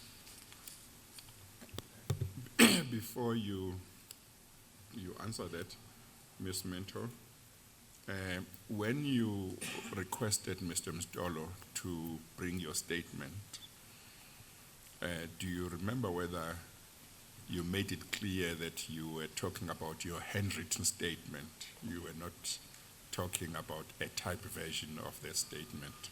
Yes, Chair. Okay, thank you. Thank you, Chair. Can you then explain what appears at page 157 to 158 very quickly to the chair? So, I remember that it was in June, and Mr. Mtolo told me that he was going on annual leave when he brought this thing. And I said to him, where is my handwritten statement that you promised to bring? He said, this is your typed version of your handwritten statement. I went through it, and I told him that this, as I explained in the morning, this version is corrupted, is not a complete reflection. It has got a lot of errors in terms of content and other things. And I began to demonstrate to him a few that I could just pick up very fast, and I was identifying them for him. And I said, it makes it difficult for me to accept the statement because I am not having my handwritten statement that I asked you to bring with to compare whether this is an accurate statement. I actually said to Mr. Mtolo, amongst other things, there are many errors here. And then his first response was, it's because the typist was African speaking. And I said to him, even if somebody is African speaking, I said to him, you type what you see. You don't interpret in your head, translate from English to Afrikaans. I refuse to accept his explanation. Now, if I can just establish, the document that Advocate Mtolo presented to you, was it a fully typed document, or did it have manuscript notations or anything? Or was it only typed words? It was only typed words. Okay. So it's the one that stretches from 150 to 158. Then can you indicate to the chairperson whose handwriting it is that appears to seem on every single page between 150 and 158? Who effected those additions and sometimes changes and cancellations? It is my own handwriting, as I was demonstrating to, not exhaustively so, to Mr. Mtolo how problematic the document was. Okay. And what happened when you, at the conclusion of that exercise? In that meeting, amongst other things, he said to me, and I inquired from him why there was no progress, and he said that because I have also complained against President Zuma there, and I have tied their hands to investigate. But then he said he was going on annual leave, and the following day, when he comes back from annual leave, he would bring my handwritten, he would go and have this thing retyped and bring with him my handwritten statement, original, that I have been demanding. So you state that Advocate Mtolo indicated to you the delay was caused by the fact that you had made reference to President Zuma in your Yes. statement. Yes. And to your recollection, had you made reference to President Zuma in your original statement? I had. Now, when Advocate Mtolo brought this to your attention, what did you do about it, if anything? We had a lengthy discussion because I wanted the matter to proceed. He was insistent that the matter is not going to proceed if I do not remove President Zuma from my statement. The other thing that he raised, that he brought to my attention and that had slipped my mind, that was helpful, was that I had erroneously, in my handwritten statement, said that the IDC, which is one of the companies I laid charges against, was housed under trade and industry. And I was erroneously, as a result also, because there was a loan matter that I was raising as a high irregularity. And that was a corrupt activity with the Gupta family.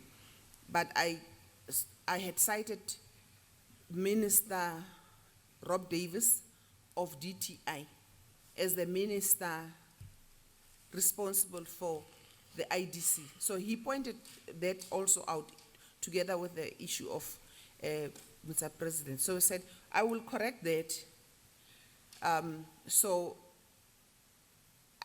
I was inserting Ibrahim Patel instead of Rob Davis with his assistant, but he promised.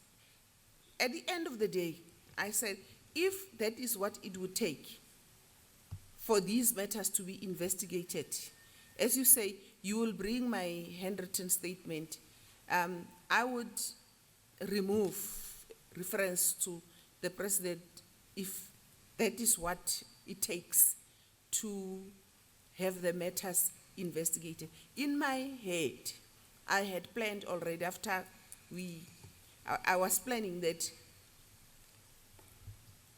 Continue, ma'am. Okay. I was planning that, I think I was trying to trick him. I wanted to remove President Zuma and then so that they start with the investigations and whatever. I was planning to reinstate the charge on President Zuma later. Now, in that statement, the statement at 150 to 158, did you, on the basis that you explain, remove reference to President Zuma?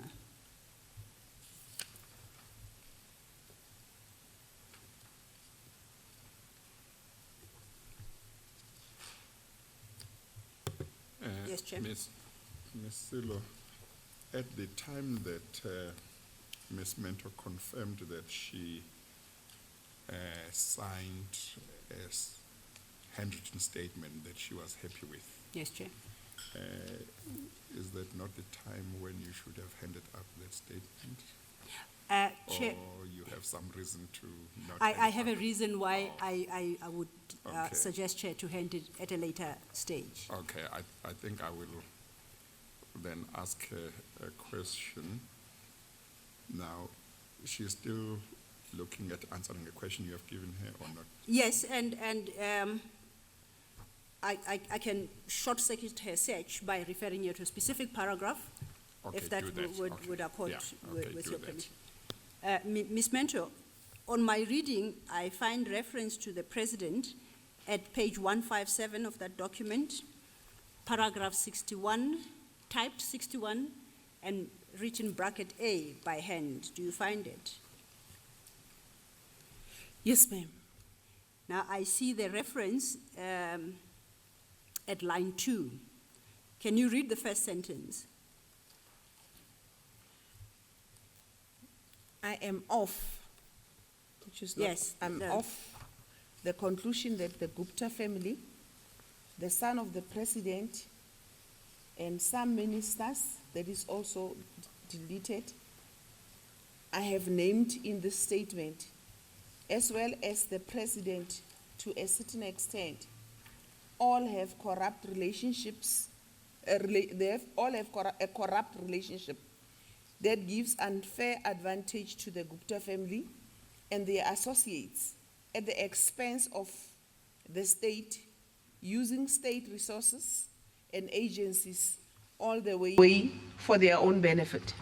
Now I see at paragraph 61, at the second sentence, there is a strike through on the words quote unquote, as well as the president to ascertain to a certain extent, close quote. And immediately above that, there appears to be a signature. Do you see that? Yes, ma'am. Now, do you confirm that those words have been struck out in the document? After I finally agreed with them that if that is what it takes Okay. for these matters to be investigated, I will do that. Now, there's a signature above that. Do you recognize that signature? Who effected that signature? It's myself, ma'am. So you struck out those words and you signed, you countersigned the strikeout? Yes, ma'am. Ms. Mentor, what were the complaints, or what was the complaint that you laid with the police against the former President Zuma? See, I don't have your original handwritten statement. You know, before we go much further, I just want to have an idea what the complaints were. Were they related to the trip that ended up at the Gupta family's home, or were they about the China visit, or were they about all of that, or were they about something else?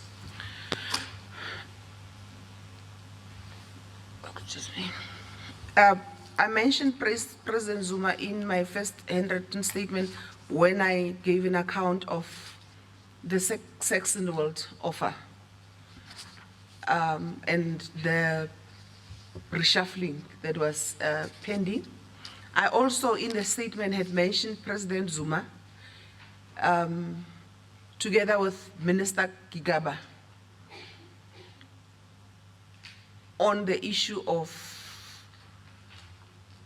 the arms manufacturing, their presence in Saudi Arabia, where President Zuma opened an arms manufacturing factory with Dinel and present with President Zuma was the Guptas and was Minister Gigab. In the statement, I said it was peculiar that at that time, when they were in Saudi Arabia, Minister Gigaba was Minister of Home Affairs, and his portfolio had nothing to do with arms and arms manufacturing. That portfolio falls under defense, under defense together. So it was those things together. And I illustrated also the contract advantages, contracts that the Guptas were advantaged in.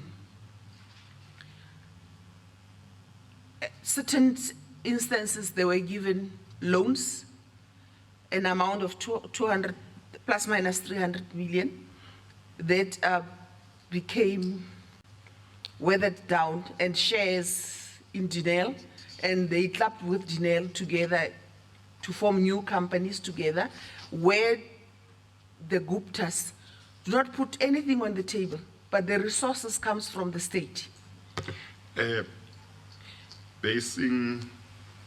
Looking at this statement that you say Mr. Mtolo came to you with the typed one on which you made handwritten inscriptions, looking at some of the paragraphs there, would it be correct to say that your complaint against the former president was that of a corrupt relationship between himself and the Gupta family.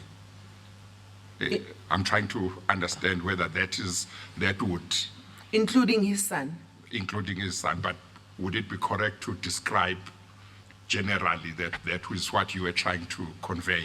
Yes, insofar as the president is concerned. Yes, but there were other people that you were including.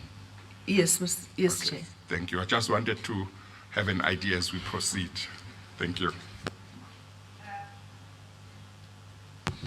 Thank you, Chair. Ms. Mentor, we've dealt now with your deletion at paragraph 61. At page 157. And you stated that having effected that deletion, you signed immediately above that. Do you remember? Okay. Yes, ma'am. Now, the question is, at various points in the statement, you do make reference to the president.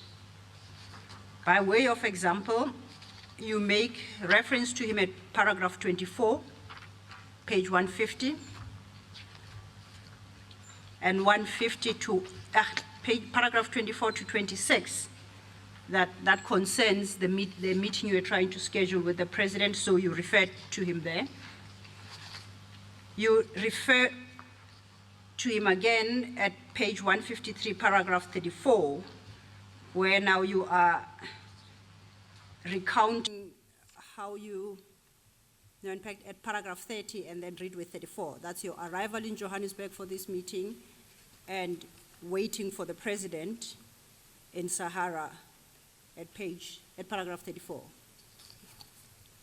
I find the next reference to be at paragraph 41, and now this concerns your discussion with the president at Saxon World when you reported to him what Mr. Gupta had said to you. And at 42, you deal with how the president reacted to your report. Then at 44, again, you deal with the president escorting you to the vehicle. Do you see all those references? Yes, ma'am. Now, my question is, did Advocate Mtolo have an objection to certain references to the president or to references to the president in general? What did you understand his difficulty to be? He had problems with where I said he has a corrupt relationship with the Guptas. Where I said there is a corrupt relationship between the president, his son, and the Gupta brothers. So Advocate Mtolo didn't have difficulties with all the references you have in the statement? He pointed me specifically to that, what I deleted eventually. Okay. Now, precisely that sentence that he required be deleted, was it contained in your original statement? Had you made that allegation in your original statement? Yes, ma'am. Chair, I may...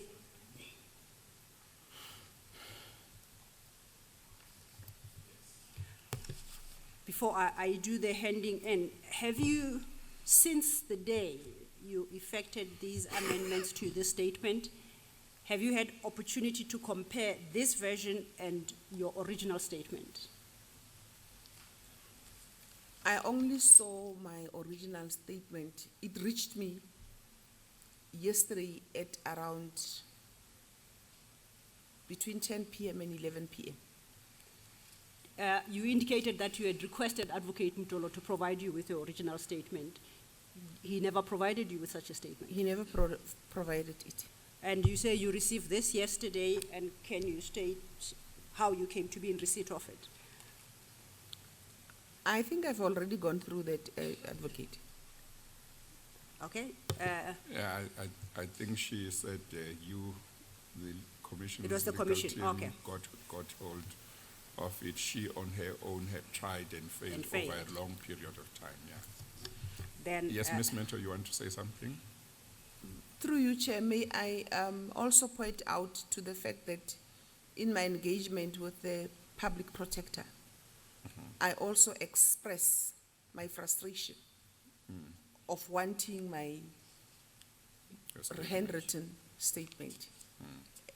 And in the transcript, I tell the public protector that Mtolo came with this corrupted version, which I made corrections to, and I put it to her. And I say, he had since said he would return to me with my statement. I wanted, and I plead with the public protector. I said, because you have powers, can you assist me to get my handwritten statement from the Hawks? Okay. And I never got it. Thank you. Chair, at this juncture, I beg leave to hand in copies of this statement, and on my numbering, this would be D5. Yes, just to complete a point which I thought you were trying to complete. From what you say in relation to when you received your handwritten statement last night, quite late, must I take it that you have not had a chance to go through it properly, Ms. Mentor? Because I was quite tired,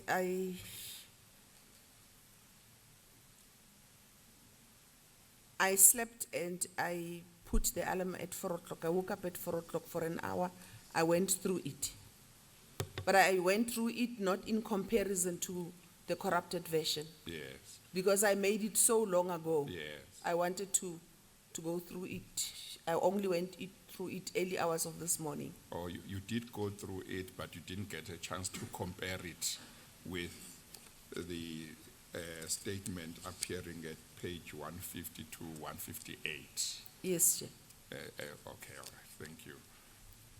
I don't know if you want to take that further or not. Thank you, Chair. No, as I indicated yesterday when I indicated to the Chair that we had received some documents, Yes. This is the document I was referring to. Yeah, no, that's fine. Ms. Mento has had a brief discussion with her attorneys Yes, today, but I accept it wasn't sufficient time to Yeah. compare word for word yes, the written statement and Yes. what she calls the corrupted statement. yes, yes. I would, however, beg leave to hand it in, Yeah. and for my purpose today or now, just to deal with a very small aspect of it. Yeah, you can take it. Thank you. With your leave, Chair. I see that we are at 4 minutes past 4 on my watch. I don't know how long it might take to get to a point where you have, you wanted it to come to me. Yes, Chair. Okay, Yes, Chair. perfect. I confirm.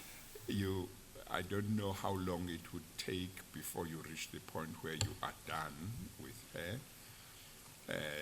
I accept that these are very important matters and they must be dealt with properly.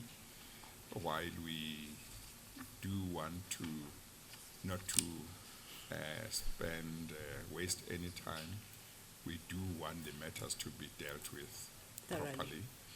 So, as for me, if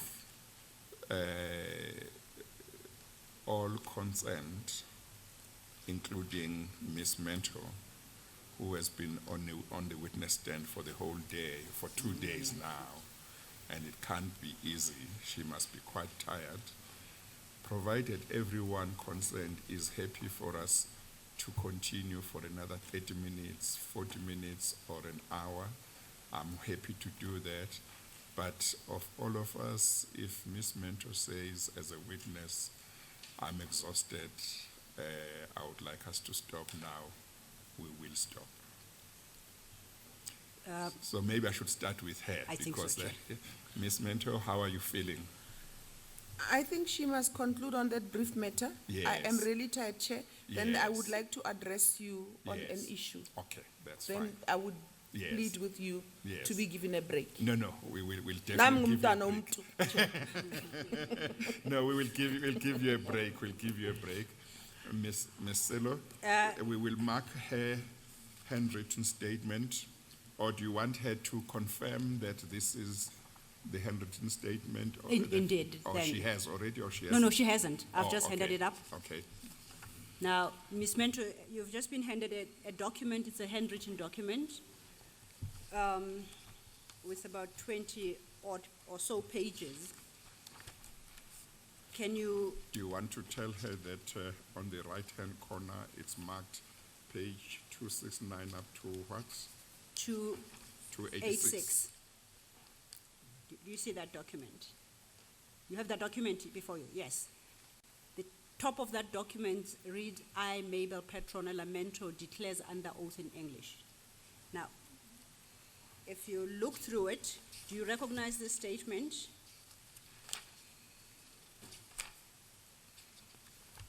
Yes, ma'am. And can you state for the record what this is? Can you state for the record what this document is? This document before me, titled D5, is my handwritten statement that I have sought for more than 2 years. That's now before me. Okay. Now, if you turn to quickly page 286. Page? 286, that's the last page of that document. Yes. There's a signature there. Is that your signature appearing therein and the date? It is my signature, ma'am. Thank you. And if you could just quickly confirm, my looking at it, at the bottom of every page, there appears to be a signature. Is that yours as well? At the very bottom, if you look at page 1. It seems to be P. Mentor. Yes, Chair. It's P. Mentor throughout, except that on page 63, it's initialed PM. Yeah. Yes. You say on page? 63. Oh, paragraph 63 at the 60. bottom. Yeah, 284, page 284. Okay. Paragraph 63. And it would appear that 282, 283, 284 are initialed and the rest have got P. Mentor.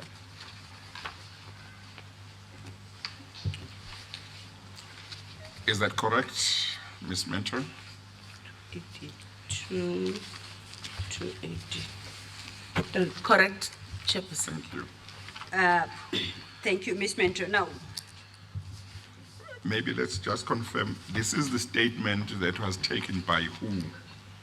This is a statement that was taken by Captain Peterson in the presence of Captain Weinhardt in my house.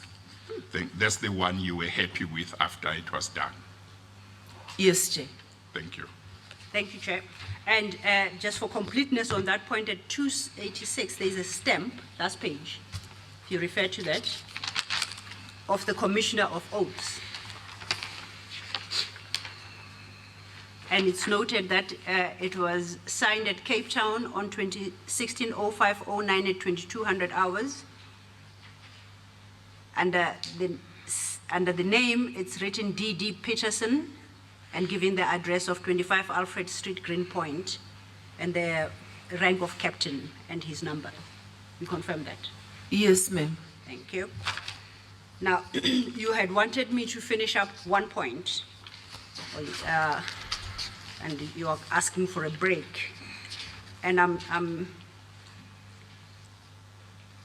trying to locate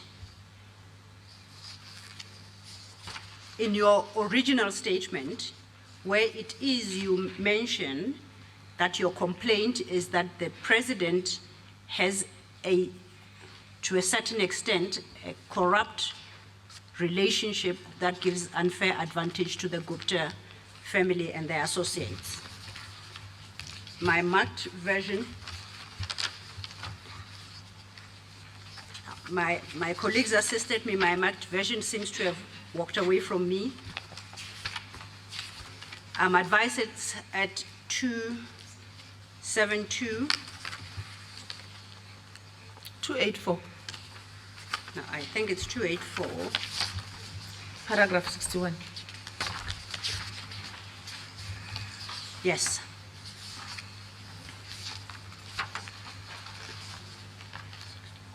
Paragraph 61284. Can you read that paragraph into the record?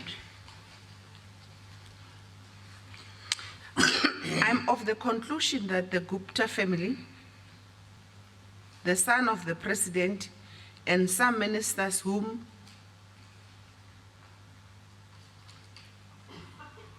I have named in the statement as well as the president to a certain extent, all have a corrupt relationship that gives unfair advantage to the Gupta family and their associates at the expense of the state, using state resources and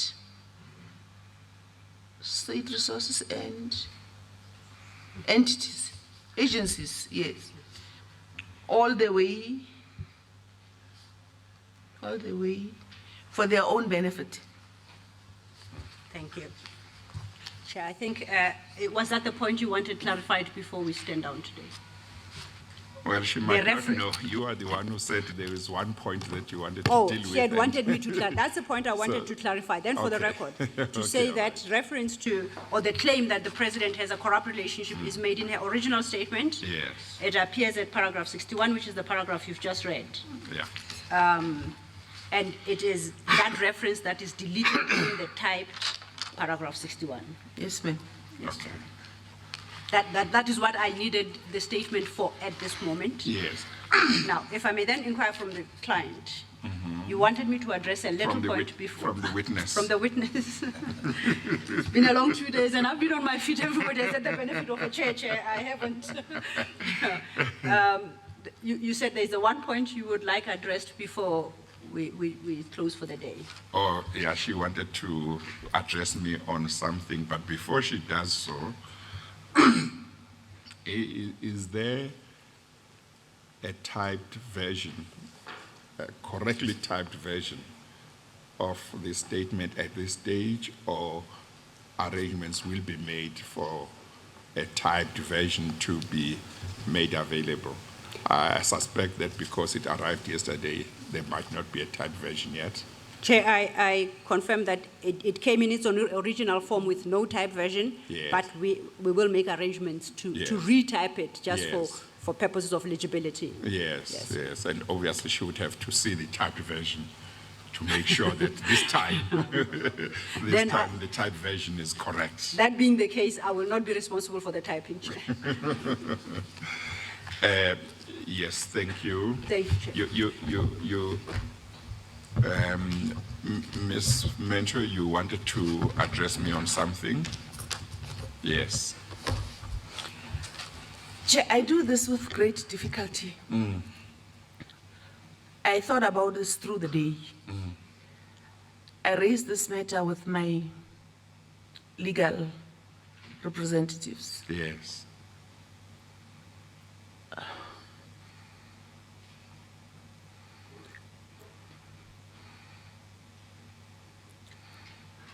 I don't want to be alarmist. Sorry? I don't want to be alarmist. Yes. But 2 nights ago, I must say that I'm living in a hotel provided by the commission. I'm happy. There were administrative glitches which we have discussed and corrected. And Advocate Paul, my legal team had addressed this issue with Advocate Paul Pretorius, who took them seriously and who made an inquiry to me 2 days ago if I was happy where I was.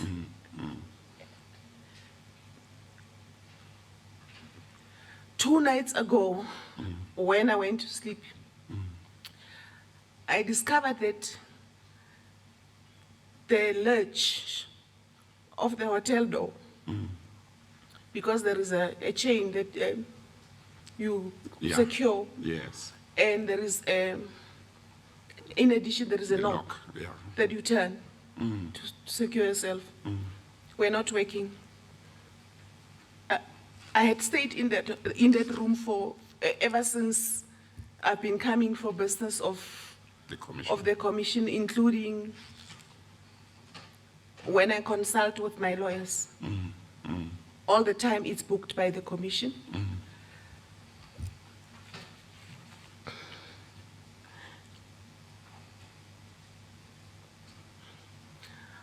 The commission have gone out of the way to make me comfortable in terms of my condition that I discussed with them.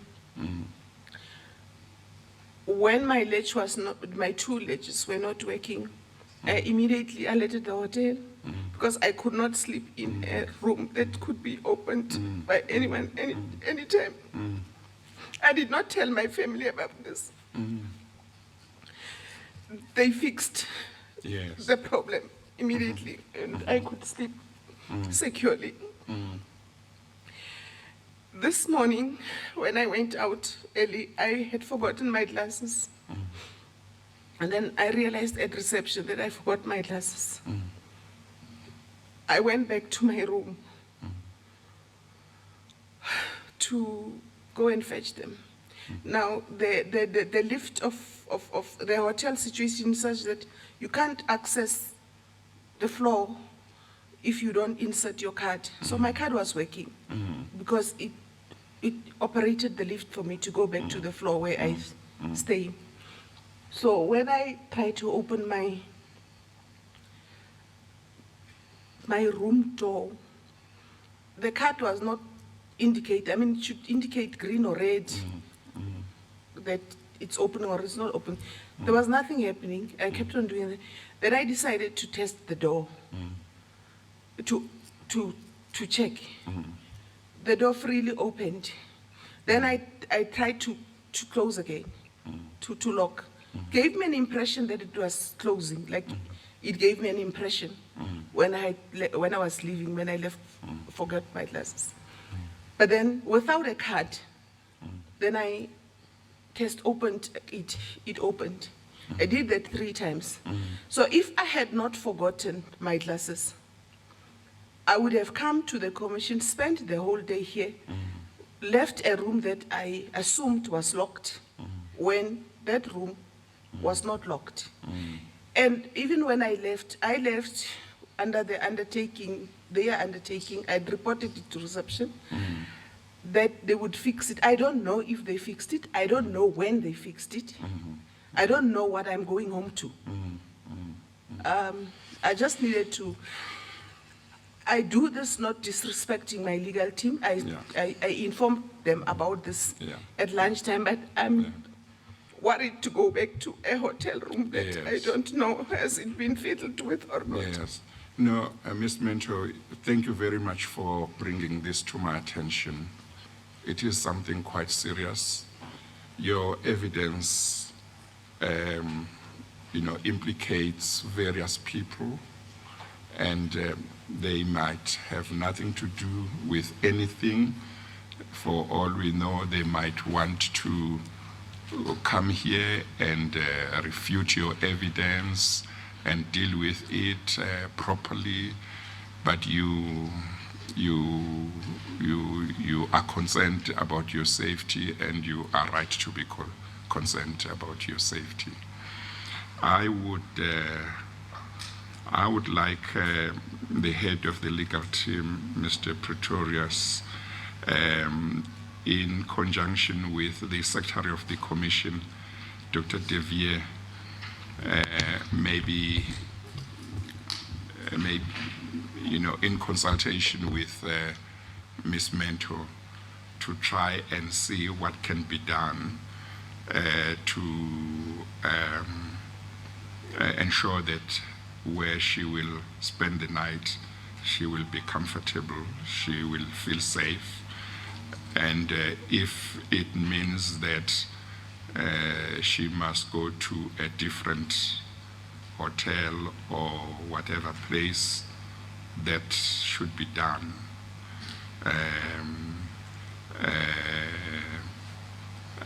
I think that that is the least that the Commission should do, but I think that should be explored, and I would like to be informed either by Mr. Pretorius or Dr. Vytjie in the course of the evening whether proper arrangements were made for her. And if in consultation with her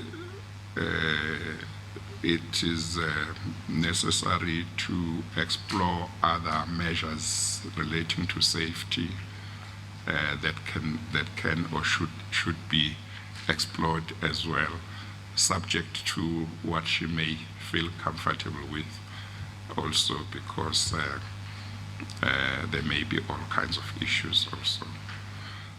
Mr. Pretorius, do you think you can look into the issue? Yes, Chair, I will consult with Ms. Mentor, Yes. her legal representatives, the Yes. Secretariat. Yes. We'll make appropriate arrangements for Yes. secure accommodation Yes. and, to the extent necessary, Yes. some form of protection. Yes, thank you very much. Thank you. Thank you, Ms. Mentor, for raising the issue, and the Commission will do all it can to make sure that you are comfortable and that as far as possible you are safe. Thank you, Chair. Okay, thank you very much. Mr. Pretorius and Ms. Silo, we need to talk about tomorrow. Yes, Chair. Who will talk to me about that? Unless there are other aspects that Ms. Mentor would like me to cover in further detail tomorrow, I should actually be done with her testimony in about 40 minutes Okay. tomorrow. Okay. So Okay. depending on the questions from the Chair and perhaps some issues she may raise, Yes. I suggest, Chair, with your leave, we can say I'll be done with her by tea time. So Yes. any arrangements can comfortably be made from 11 or 11:15. Thank you. Okay, thank you. Mr. Pretorius, with regard to the next witness, do you know whether if we start at 10 with Ms. Mentor, if we resume at 10 with Ms. Mentor and finish at about the time that Ms. Silo is suggesting, whether that will give us enough time to finish Mr. Masago's evidence, or should we start It should. at 9:30 again? No, it should, Mr. It should. Mr. Chair. Okay, all right. Okay, thank you very much. Then, in the absence of anything else, Ms. All right, that's a wrap there of the Commission. Let's take a quick ad break.